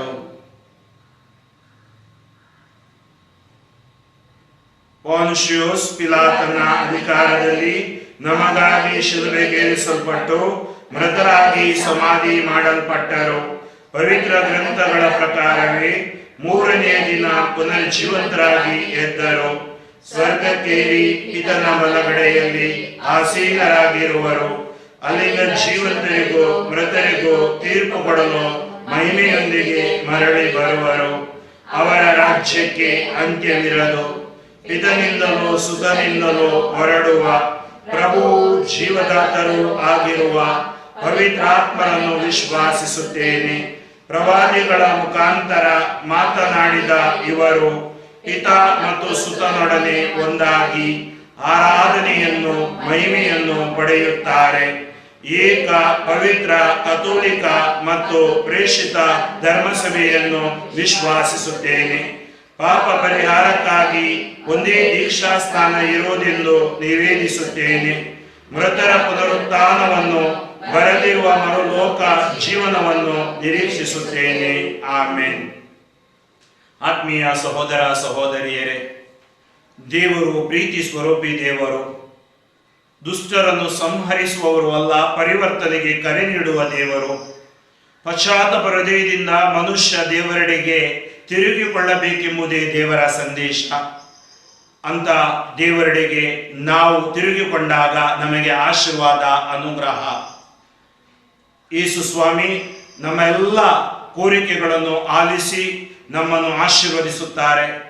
ಪಾಪ ಜೀವನದಿಂದ ಪಶ್ಚಾತ್ತಾಪ ಪಟ್ಟಾಗ ಬಿಡುಗಡೆ ಕೊಡುತ್ತಾರೆ. ಈ ನಂಬಿಕೆಯಿಂದ ಈಗ ನಮ್ಮೆಲ್ಲ ಕೋರಿಕೆಗಳನ್ನು ಸಮರ್ಪಿಸಿ ಪ್ರಾರ್ಥಿಸೋಣ. ಪ್ರಭುವೇ ನಮ್ಮ ಪ್ರಾರ್ಥನೆಯನ್ನು ಆಲಿಸಿರಿ. ಪ್ರಭುವೇ ನಮ್ಮ ಪ್ರಾರ್ಥನೆಯನ್ನು ಆಲಿಸಿರಿ. ನಮ್ಮ ಪವಿತ್ರ ಕಥೋಲಿಕ ಧರ್ಮಸಭೆಗಾಗಿ ಪ್ರಾರ್ಥಿಸೋಣ. ನಮ್ಮ ಜಗದ್ಗುರುಗಳು ಪೋಪ್ ಫ್ರಾನ್ಸಿಸ್ ಅವರ ಆರೋಗ್ಯಕ್ಕಾಗಿ ಮತ್ತು ಇಡೀ ಧರ್ಮಸಭೆಯನ್ನು ಮುನ್ನಡೆಸಲು ಬೇಕಾದ ವಿಶೇಷ ವರಕ್ಕಾಗಿ, ಪವಿತ್ರಾತ್ಮರ ಅನುಗ್ರಹಕ್ಕಾಗಿ ಎಲ್ಲ ಧರ್ಮಾಧ್ಯಕ್ಷರುಗಳು, ಗುರುಗಳು, ಧರ್ಮ ಭಗಿನಿಯರು, ದೇವರಿಂದ ಕರೆ ಹೊಂದಲ್ಪಟ್ಟವರು ಈ ಧರ್ಮಸಭೆಗೆ ತಮ್ಮನ್ನೇ ಮುಡುಪಾಗಿಟ್ಟು ಪಾವಿತ್ರ್ಯದ ಜೀವನವನ್ನು ಜೀವಿಸಿ ಪ್ರಭುವಿನ ಶುಭ ವಾರ್ತೆಗೆ ಸಾಕ್ಷಿಗಳಾಗುವಂತೆ ಪ್ರಭುವೇ ನಮ್ಮ ಪ್ರಾರ್ಥನೆಯನ್ನು ಆಲಿಸಿರಿ. ಎಲ್ಲ ಕುಟುಂಬಗಳಿಗಾಗಿ ನಾವು ಪ್ರಾರ್ಥಿಸೋಣ. ಕುಟುಂಬಗಳ ಮೇಲೆ ದೇವರ ಆಶೀರ್ವಾದ ಇಳಿದು ಬರಲಿ. ಈ ದಿನಗಳಲ್ಲಿ ಕುಟುಂಬಗಳಲ್ಲಿ ತುಂಬಾ ತೊಂದರೆ, ತಾಪತ್ರಯ, ಆರ್ಥಿಕ ಅಡಚಣೆ, ಕುಟುಂಬ ಮೌಲ್ಯಗಳು ಕುಸಿಯುತ್ತಿರುವ ಈ ಸಂದರ್ಭದಲ್ಲಿ ಪ್ರತಿಯೊಂದು ಕುಟುಂಬಗಳು ದೇವರ ಪ್ರೀತಿಯಿಂದ ತುಂಬಲ್ಪಡಲಿ. ಮರಣಾಂತಿಕ ರೋಗಗಳಿಂದ ಕುಟುಂಬಗಳನ್ನು ರಕ್ಷಿಸಲಿ. ಕೋವಿಡ್-19 ಈ ಸೋಂಕಿನಿಂದ ರಕ್ಷಿಸಲಿ. ಪತಿ ಪತ್ನಿಯ ಮಧ್ಯೆ ಸಾಮರಸ್ಯ, ಮಕ್ಕಳಿಲ್ಲದ ದಂಪತಿಗಳಿಗೆ ಮಕ್ಕಳ ಭಾಗ್ಯ, ಕುಟುಂಬದಲ್ಲಿನ ಹಿರಿಯರು, ವೃದ್ಧಾಪ್ಯದಲ್ಲಿರುವವರು, ಯುವಕ ಯುವತಿಯರು, ಮಕ್ಕಳು ಎಲ್ಲರೂ ಪ್ರಭುವಿನ ಪ್ರೀತಿಯನ್ನು ಅನುಭವಿಸಿ ಅವರ ಜೀವನವು ಆಶೀರ್ವಾದಗೊಳ್ಳುವಂತೆ ಪ್ರಾರ್ಥಿಸೋಣ. ಪ್ರಭುವೇ ನಮ್ಮ ಪ್ರಾರ್ಥನೆಯನ್ನು ಆಲಿಸಿರಿ. ನಾವು ಪ್ರಾರ್ಥಿಸೋಣ ನಮ್ಮ ಸರಕಾರಗಳಿಗಾಗಿ, ನಮ್ಮ ಎಲ್ಲ ಆಡಳಿತ ನಡೆಸುವವರಿಗಾಗಿ, ವೈದ್ಯರಿಗಾಗಿ ಮತ್ತು ದಾದಿಯಂದಿರಿಗಾಗಿ, ಆಸ್ಪತ್ರೆಗಳಿಗಾಗಿ. ಇಂಥ ಒಂದು ಕಷ್ಟಕರದ ಸಮಯದಲ್ಲಿ ಯಾರು ಎದೆಗುಂದದೆ ಧೈರ್ಯದಿಂದ ಈ ಒಂದು ವೈರಾಣುವನ್ನು ಸೋಲಿಸಲು, ಇದಕ್ಕೆ ಶೀಘ್ರವೇ ಲಸಿಕೆ ಕಂಡುಹಿಡಿಯುವಂತಾಗಲಿ. ಹಾಗೂ ಎಲ್ಲಾ ತರಹದ ಭ್ರಷ್ಟಾಚಾರಗಳು, ಅನಾಚಾರಗಳು, ದುರಾಚಾರಗಳು, ಭಯೋತ್ಪಾದನೆಗಳು, ಮತಾಂಧತೆಗಳು ದೂರವಾಗಲಿ. ಹೀಗೆ ವಿಶ್ವದಲ್ಲಿರುವ ಎಲ್ಲ ಅಧಿಕಾರಿಗಳು ದೇವರ ಕೃಪೆಯನ್ನು ಹೊಂದಿ ದೇವರೆಡೆಗೆ ತಿರುಗಿ ತಮ್ಮ ಜೀವನವನ್ನು ಜೀವಿಸುವಂತೆ ಪ್ರಭುವೇ ನಮ್ಮ ಪ್ರಾರ್ಥನೆಯನ್ನು ಆಲಿಸಿರಿ. ನಾವು ಪ್ರಾರ್ಥಿಸೋಣ. ಈ ದಿನಗಳಲ್ಲಿ ನಿರಾಶ್ರಿತರು, ನಿರ್ಗತಿಕರು, ಅನಾಥರು, ವಿಧವೆಯರು, ವಿಧುರರು, ಬಡವರು, ಒಂದು ದಿನ ಊಟಕ್ಕೆ ಗತಿ ಇಲ್ಲದವರು, ಆಸ್ಪತ್ರೆಯಲ್ಲಿ ಜೀವನದ ಮರಣದ ಮಧ್ಯೆ ಹೋರಾಡುತ್ತಿರುವವರು, ICUಯಲ್ಲಿರುವವರು, ಇನ್ನು ಅನೇಕರಿಗೆ ದವಾಖಾನೆಗೆ ಹೋಗಲು ಆಗ್ತಾ ಇಲ್ಲ, ಅವರಿಗೆ ಔಷಧಿ ಪಡೆದುಕೊಳ್ಳಲು ಆಗ್ತಾ ಇಲ್ಲ, ಅಥವಾ ವಿವಿಧ ಕಾರಣಗಳಿಂದ ಕೆಲಸ ಕಾರ್ಯಗಳಿಗಾಗಿ ಬೇರೆ ಬೇರೆ ಪ್ರದೇಶಗಳಲ್ಲಿ ಇರುವವರು, ಅವರೆಲ್ಲರೂ ಪ್ರಭುವಿನ ಸಂರಕ್ಷಣೆಯನ್ನು ಪಡೆಯುವಂತೆ ಪ್ರಭುವೇ ನಮ್ಮ ಪ್ರಾರ್ಥನೆಯನ್ನು ಆಲಿಸಿರಿ. ನಮ್ಮ ವೈಯಕ್ತಿಕ ಕೋರಿಕೆಗಳಿಗಾಗಿ ಒಂದು ನಿಮಿಷ ಮೌನವಾಗಿ ನಾವು ಪ್ರಾರ್ಥಿಸೋಣ. ಈ ದಿವ್ಯ ಬಲಿ ಪೂಜೆಯನ್ನು ಆಲಿಸುತ್ತಿರುವವರು ಪ್ರತಿಯೊಬ್ಬರು ಈ ದೇವರ ವಾಕ್ಯದಿಂದ ಸ್ಪರ್ಶಿಸಲ್ಪಟ್ಟು ದಿವ್ಯ ಪರಮ ಪ್ರಸಾದದ ಶಕ್ತಿಯನ್ನು ಅನುಭವಿಸಿ ಸೌಖ್ಯ, ಸಮಾಧಾನ, ಶಾಂತಿಯನ್ನು ಪಡೆಯಲಿ. ನಿಮ್ಮೆಲ್ಲ ಕಷ್ಟ, ತೊಂದರೆಗಳು ದೂರವಾಗಲಿ. ಯೇಸುವಿನ ಪರಿಶುದ್ಧ ರಕ್ತದ ಸಂರಕ್ಷಣೆ ನಿಮಗೆ ಸಿಗಲಿ. ತಂದೆಯಾದ ದೇವರೇ, ನೀವು ನಮ್ಮನ್ನು ಸದಾ ಪ್ರೀತಿಸುತ್ತೀರಿ ಮತ್ತು ಮುನ್ನಡೆಸುತ್ತೀರಿ. ಈ ಜೀವ ನಿಮ್ಮ ದಾನ. ಅನೇಕ ಬಾರಿ ನಿಮ್ಮಿಂದ ದೂರ ಹೋದಾಗಲೂ ನಮ್ಮನ್ನು ಮತ್ತೆ ಹಿಂದೆ ಕರೆತಂದಿದ್ದೀರಿ. ಅದಕ್ಕಾಗಿ ನಾವು ನಿಮ್ಮನ್ನು ವಂದಿಸುತ್ತೇವೆ. ನಿಮ್ಮ ಕರುಣೆಯ ಹಸ್ತ ಸದಾ ನಮ್ಮ ಮೇಲಿರಲಿ. ನಾವು ನಿಮ್ಮ ಮುಂದಿಟ್ಟಿರುವ ಬೇಡಿಕೆಗಳಿಗೆ ಸದುತ್ತರವನ್ನು ದಯಪಾಲಿಸಿರಿ. ಈ ಪ್ರಾರ್ಥನೆಯನ್ನು ನಿಮ್ಮ ಪುತ್ರರು, ನಮ್ಮ ಪ್ರಭುವಾದ ಯೇಸು ಕ್ರಿಸ್ತರ ಮುಖಾಂತರ ಪ್ರಾರ್ಥಿಸುತ್ತೇವೆ. ಆಮೆನ್. ಸಾತ್ವಿಕ ಜೀವನ ನಿನಗೆ ಕೊಡುವೆ ದೇವಾ, ಕೊಡುವೆ.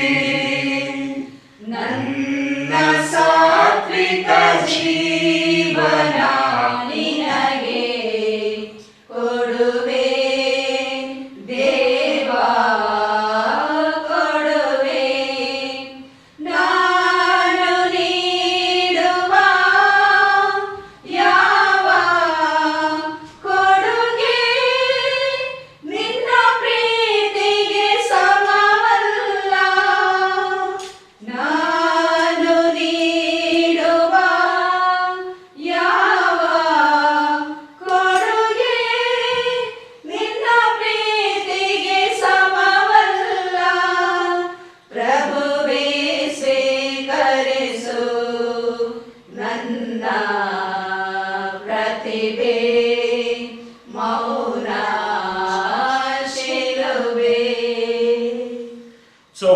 ಸಹೋದರಿಯರೇ, ನನ್ನ ಮತ್ತು ನಿಮ್ಮ ಬಲಿಯು ಸರ್ವಶಕ್ತ ಪಿತನಾದ ದೇವರಿಗೆ ಅಂಗೀಕೃತವಾಗುವಂತೆ ಪ್ರಾರ್ಥಿಸಿರಿ.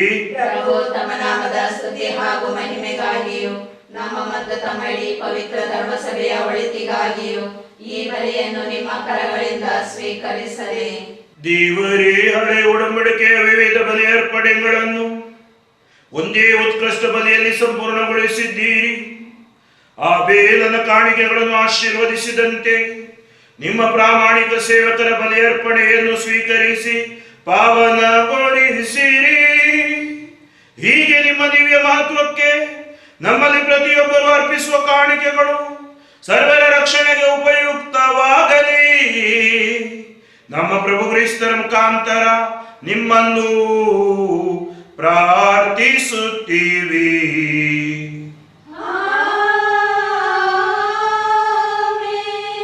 ಪ್ರಭು ನಿಮ್ಮೊಡನೆ ಇರಲಿ.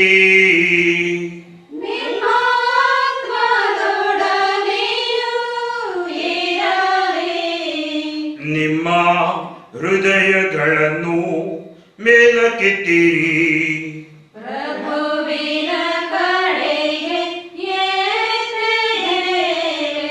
ನಮ್ಮ ಪ್ರಭು ದೇವರಿಗೆ ಕೃತಜ್ಞತೆಯನ್ನು ಸಲ್ಲಿಸೋಣ.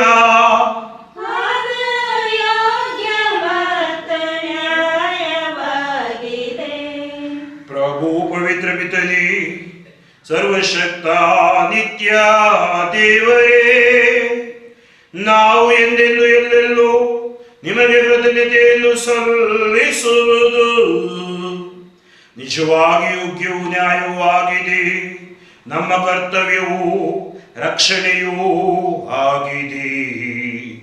ಏಕೆಂದರೆ ಪಾಪವೊಂದನ್ನು ಬಿಟ್ಟು ಮತ್ತೆಲ್ಲದರಲ್ಲಿಯೂ ನಮ್ಮಂತೆಯೇ ಜೀವಿಸಲು ನಮಗೆ ಒಬ್ಬ ರಕ್ಷಕರನ್ನು ನಿಮ್ಮ ದಯೆಯಿಂದ ಕಳುಹಿಸುವಷ್ಟು ಲೋಕವನ್ನು ಪ್ರೀತಿಸಿದಿರಿ. ಹೀಗೆ ನಿಮ್ಮ ಪುತ್ರರಲ್ಲಿ ನೀವು ಪ್ರೀತಿಸಿದ್ದನ್ನೇ ನಮ್ಮಲ್ಲೂ ಪ್ರೀತಿಸುವಂತಾಯಿತು. ನಾವು ಅವಿಧೇಯತೆಯಿಂದ ಪಾಪಗೈದು ಕಳೆದುಕೊಂಡ ನಿಮ್ಮ ಕೊಡುಗೆಗಳನ್ನು ಅವರ ವಿಧೇಯತೆಯಿಂದ ಮರಳಿ ಪಡೆಯುವಂತಾಯಿತು. ಆದುದರಿಂದ ಪ್ರಭು ಸಕಲ ದೂತ ಸಂತರ ಸಮೇತ ನಾವು ನಿಮಗೆ ಕೃತಜ್ಞತೆಯನ್ನು ಸಲ್ಲಿಸುತ್ತಾ ಸಂಭ್ರಮದಿಂದ ಘೋಷಿಸುತ್ತೇವೆ.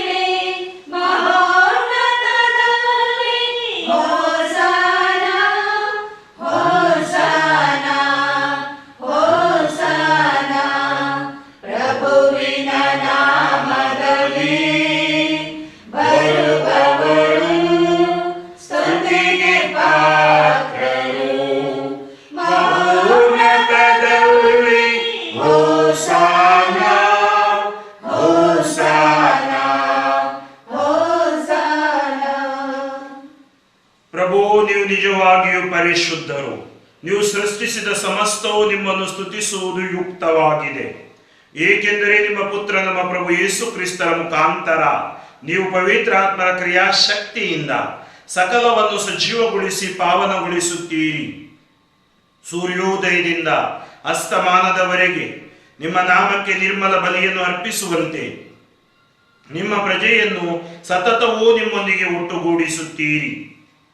ಆದುದರಿಂದ ಪ್ರಭು, ಪ್ರತಿಷ್ಠಾಪಿಸಲು ನಿಮ್ಮಲ್ಲಿಗೆ ತಂದಿರುವ ಈ ಕೊಡುಗೆಗಳನ್ನು ಅದೇ ಪವಿತ್ರಾತ್ಮರ ಮುಖಾಂತರ ದಯೆಯಿಂದ ಪಾವನಗೊಳಿಸಿರಿ. ಇವು ನಮ್ಮ ಪ್ರಭು ನಿಮ್ಮ ಪುತ್ರರೂ ಆದ ಯೇಸು ಕ್ರಿಸ್ತರ ಶರೀರ ಮತ್ತು ರಕ್ತವಾಗುವಂತೆ ಅವರ ಕಟ್ಟಳೆಯಂತೆಯೇ ಈ ರಹಸ್ಯಗಳನ್ನು ಆಚರಿಸುತ್ತಿರುವ ನಾವು ನಿಮ್ಮನ್ನು ಧೈರ್ಯದಿಂದ ಯಾಚಿಸುತ್ತೇವೆ. ಅವರನ್ನು ಪರಾಧೀನ ಮಾಡಲಾದ ರಾತ್ರಿ ಅವರು ತಾವೇ ರೊಟ್ಟಿಯನ್ನು ತೆಗೆದುಕೊಂಡು ನಿಮಗೆ ಕೃತಜ್ಞತೆಯನ್ನು ಸಲ್ಲಿಸಿ ಆ ರೊಟ್ಟಿಯನ್ನು ಆಶೀರ್ವದಿಸಿ ಮುರಿದು ತಮ್ಮ ಶಿಷ್ಯರಿಗೆ ಕೊಡುತ್ತಾ ಹೀಗೆಂದರು, ತೆಗೆದುಕೊಳ್ಳಿ, ಇದನ್ನು ನೀವೆಲ್ಲರೂ ಭುಜಿಸಿರಿ. ಇದು ನಿಮಗಾಗಿ ಒಪ್ಪಿಸಲಾಗುವ ನನ್ನ ಶರೀರ.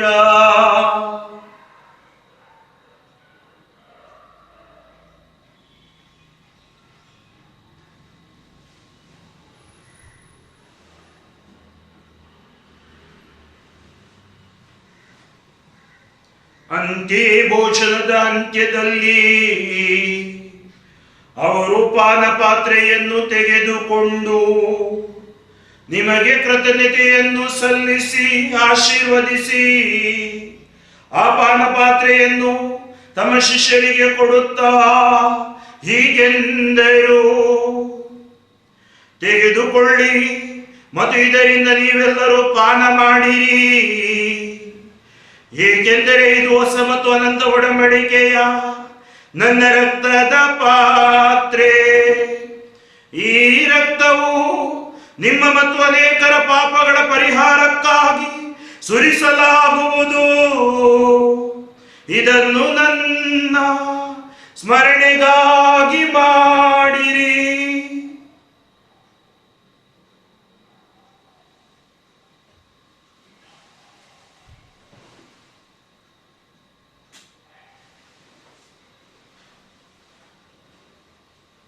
ವಿಶ್ವಾಸದ ರಹಸ್ಯ. ಪ್ರಭು, ನಿಮ್ಮ ಮರಣವನ್ನು ಸಾರುತ್ತೇವೆ. ನೀವು ಮರಳಿ ಬರುವ ತನಕ ನಿಮ್ಮ ಪುನರುತ್ಥಾನವನ್ನು ನಿವೇದಿಸುತ್ತೇವೆ. ಆದುದರಿಂದ ಪ್ರಭು,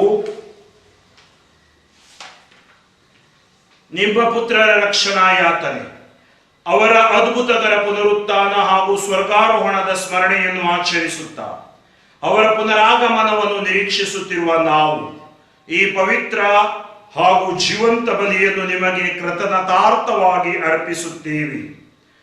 ನಿಮ್ಮ ಧರ್ಮಸಭೆಯ ಬಲಿ ಕಾಣಿಕೆಗಳನ್ನು ವೀಕ್ಷಿಸಿ ನಿಮ್ಮ ಪುತ್ರರ ಮರಣದ ಮೂಲಕ ನಮ್ಮನ್ನು ನಿಮ್ಮೊಡನೆ ಸಂಧಾನಗೊಳಿಸಲು ನೀವು ಇಚ್ಛಿಸಿದ ಈ ಬಲಿಯನ್ನು ಅಂಗೀಕರಿಸಿರಿ. ಅವರ ಶರೀರ ಮತ್ತು ರಕ್ತದಿಂದ ಪೋಷಿತರಾದ ನಮ್ಮನ್ನು ಅವರ ಪವಿತ್ರ ಆತ್ಮಭರಿತರಾಗಿ ಕ್ರಿಸ್ತರಲ್ಲಿ ಒಂದೇ ಶರೀರ ಮತ್ತು ಒಂದೇ ಆತ್ಮವಾಗಿರುವಂತೆ ಅನುಗ್ರಹಿಸಿರಿ. ಅವರೇ ನಮ್ಮನ್ನು ನಿಮಗೆ ನಿತ್ಯ ಕಾಣಿಕೆಯನ್ನಾಗಿ ಮಾಡಲಿ.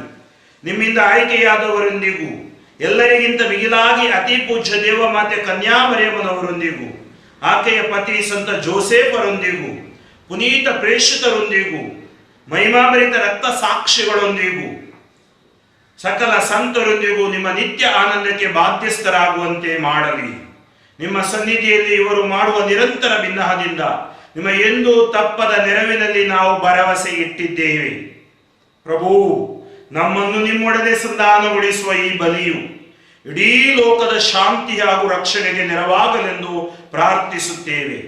ನಿಮ್ಮ ಸೇವಕರಾದ ನಮ್ಮ ವಿಶ್ವಗುರು ಫ್ರಾನ್ಸಿಸ್ ಅವರೊಂದಿಗೂ ನಮ್ಮ ಧರ್ಮಾಧ್ಯಕ್ಷ ಫ್ರಾನ್ಸಿಸ್ ಅವರೊಂದಿಗೂ ಧರ್ಮಾಧ್ಯಕ್ಷ ವರ್ಗದೊಂದಿಗೂ ಸಕಲ ಯಾಜಕರೊಂದಿಗೂ ನೀವು ನಿಮಗಾಗಿ ಗಳಿಸಿಕೊಂಡ ಸರ್ವ ಜನರೊಂದಿಗೂ ಭೂಲೋಕದಲ್ಲಿ ಯಾತ್ರೆಯಲ್ಲಿರುವ ನಿಮ್ಮ ಧರ್ಮಸಭೆಯನ್ನು ಪ್ರೀತಿ ಮತ್ತು ವಿಶ್ವಾಸದಲ್ಲಿ ಸ್ಥಿರಗೊಳಿಸಿರಿ.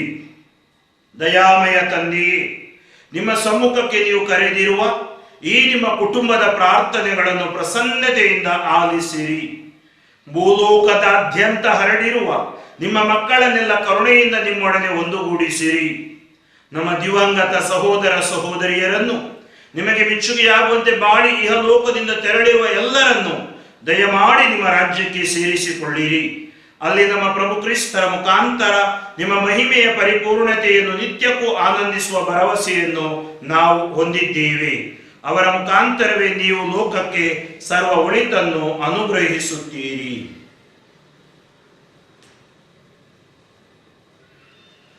ಇವರ ಮುಖಾಂತರವೂ ಇವರೊಂದಿಗೂ ಇವರಲ್ಲಿಯೂ ಸರ್ವಶಕ್ತ ತಂದೆಯಾದ ದೇವರೇ,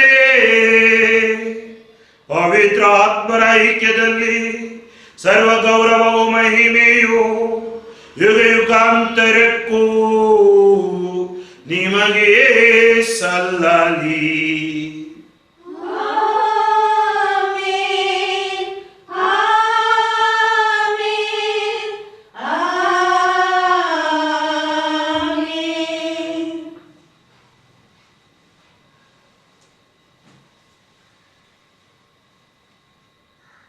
ರಕ್ಷಕರ ಆಜ್ಞೆಯ ಪ್ರಕಾರ ದೈವ ಬೋಧನೆಯಿಂದ ಶಿಕ್ಷಿತರಾಗಿ ಧೈರ್ಯದಿಂದ ನಾವು ಪ್ರಾರ್ಥಿಸುವುದೇನೆಂದರೆ, ಸ್ವರ್ಗದಲ್ಲಿರುವ ನಮ್ಮ ತಂದೆಯೇ, ನಿಮ್ಮ ನಾಮ ಪೂಜಿತವಾಗಲಿ, ನಿಮ್ಮ ರಾಜ್ಯ ಬರಲಿ, ನಿಮ್ಮ ಚಿತ್ತ ಸ್ವರ್ಗದಲ್ಲಿ ನೆರವೇರುವ ಪ್ರಕಾರ ಭೂಮಿಯಲ್ಲಿಯೂ ನೆರವೇರಲಿ. ನಮ್ಮ ಅನುದಿನದ ಆಹಾರವನ್ನು ಇಂದು ನಮಗೆ ನೀಡಿರಿ. ನಮಗೆ ತಪ್ಪು ಮಾಡಿದವರನ್ನು ನಾವು ಕ್ಷಮಿಸುವ ಪ್ರಕಾರ ನಮ್ಮ ಪಾಪಗಳನ್ನು ಕ್ಷಮಿಸಿರಿ. ನಮ್ಮನ್ನು ಶೋಧನೆಗೆ ಒಳಪಡಿಸದೆ ಪ್ರಭು ಸಕಲ ಕೇಡುಗಳಿಂದ ನಮ್ಮನ್ನು ರಕ್ಷಿಸಿರೆಂದು ಪ್ರಾರ್ಥಿಸುತ್ತೇವೆ.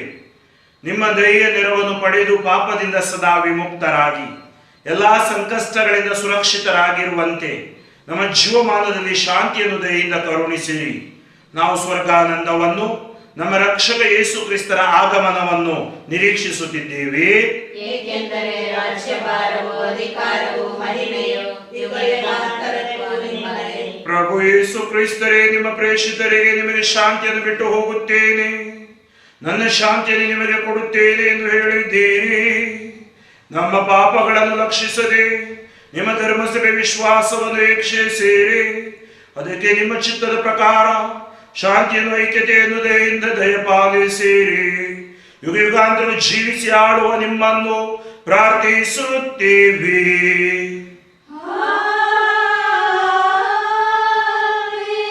ಪ್ರಭುವಿನ ಶಾಂತಿ ಸದಾ ನಿಮ್ಮಲ್ಲಿರಲಿ.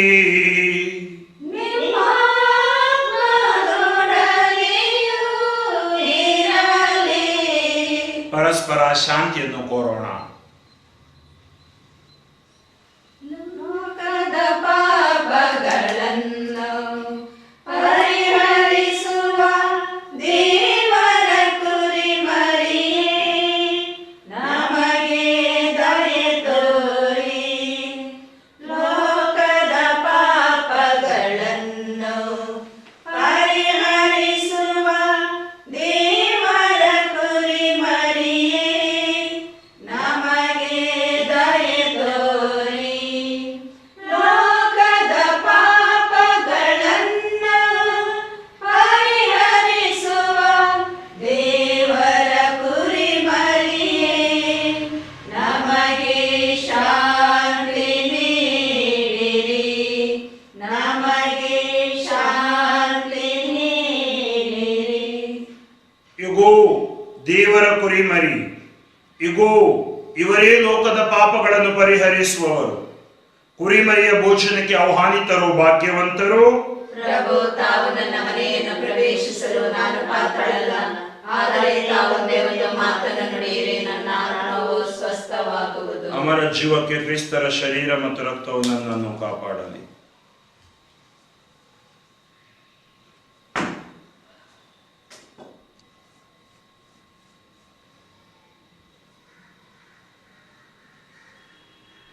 ನನ್ನ ರಾಗ ನೀನಾಗಿ, ರಾಗ ತಾಳವಾಗಿ, ಬಾಳಗೀತೆಯಾಗಿ, ಮಧುರನಾದವಾಗಿ, ಬಾಯೇಸುವೆ, ಬಾಯೇಸುವೆ, ಬಾಯೇಸುವೆ, ಬಾಯೇಸುವೆ.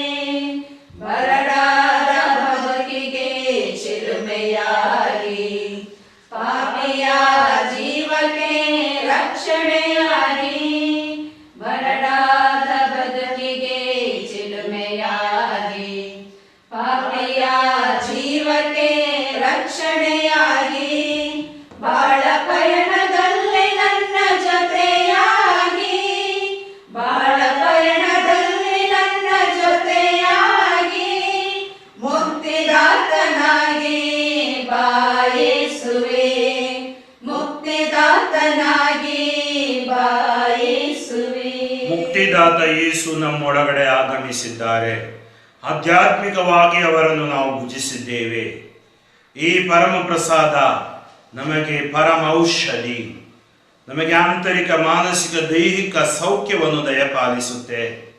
ಇದೋ ನಾವು ಇವತ್ತು ದೇವರ ವಾಕ್ಯವನ್ನು ಆಲಿಸಿ ಪರಮ ಪ್ರಸಾದವನ್ನು ಆರಾಧಿಸಿದ್ದೀವಿ, ಆಧ್ಯಾತ್ಮಿಕವಾಗಿ ಭುಜಿಸಿ ಪ್ರಾರ್ಥಿಸುತ್ತಾ ಇದ್ದೀವಿ.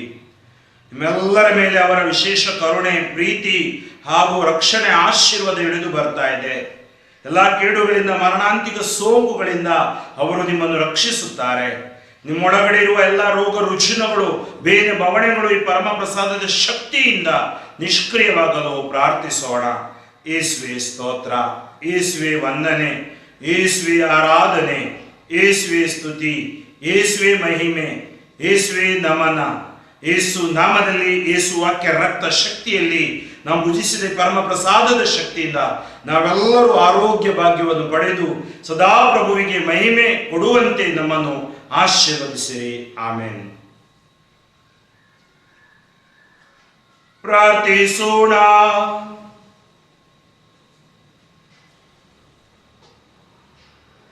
ಪ್ರಬೋಧೆಯಿಂದ ನಿಮ್ಮ ಪ್ರಜೆಯ ಮಧ್ಯೆ ಪ್ರಸನ್ನರಾಗಿರಿ. ಸ್ವರ್ಗೀಯ ರಹಸ್ಯಗಳಿಂದ ತುಂಬಿದವರಾದ ನಾವು ಹಳೆಯ ಜೀವನವನ್ನು ತೊರೆದು ಹೊಸ ಜೀವನದತ್ತ ಸಾಗುವಂತೆ ಮಾಡಿರಿ. ನಮ್ಮ ಪ್ರಭು ಕ್ರಿಸ್ತರ ಮುಖಾಂತರ ನಿಮ್ಮನ್ನು ಪ್ರಾರ್ಥಿಸುತ್ತೀವಿ.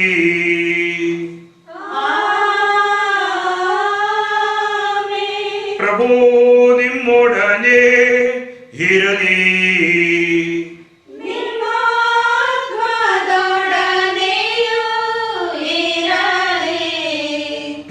ಸರ್ವಶಕ್ತ ದೇವರು ಕರುಣೆಯಿಂದ ನಿಮ್ಮನ್ನು ಆಶೀರ್ವದಿಸಿ ರಕ್ಷಣಾದಾಯಕ ಸುಜ್ಞಾನವನ್ನು ನಿಮ್ಮ ಮೇಲೆ ಸುರಿಸಲಿ.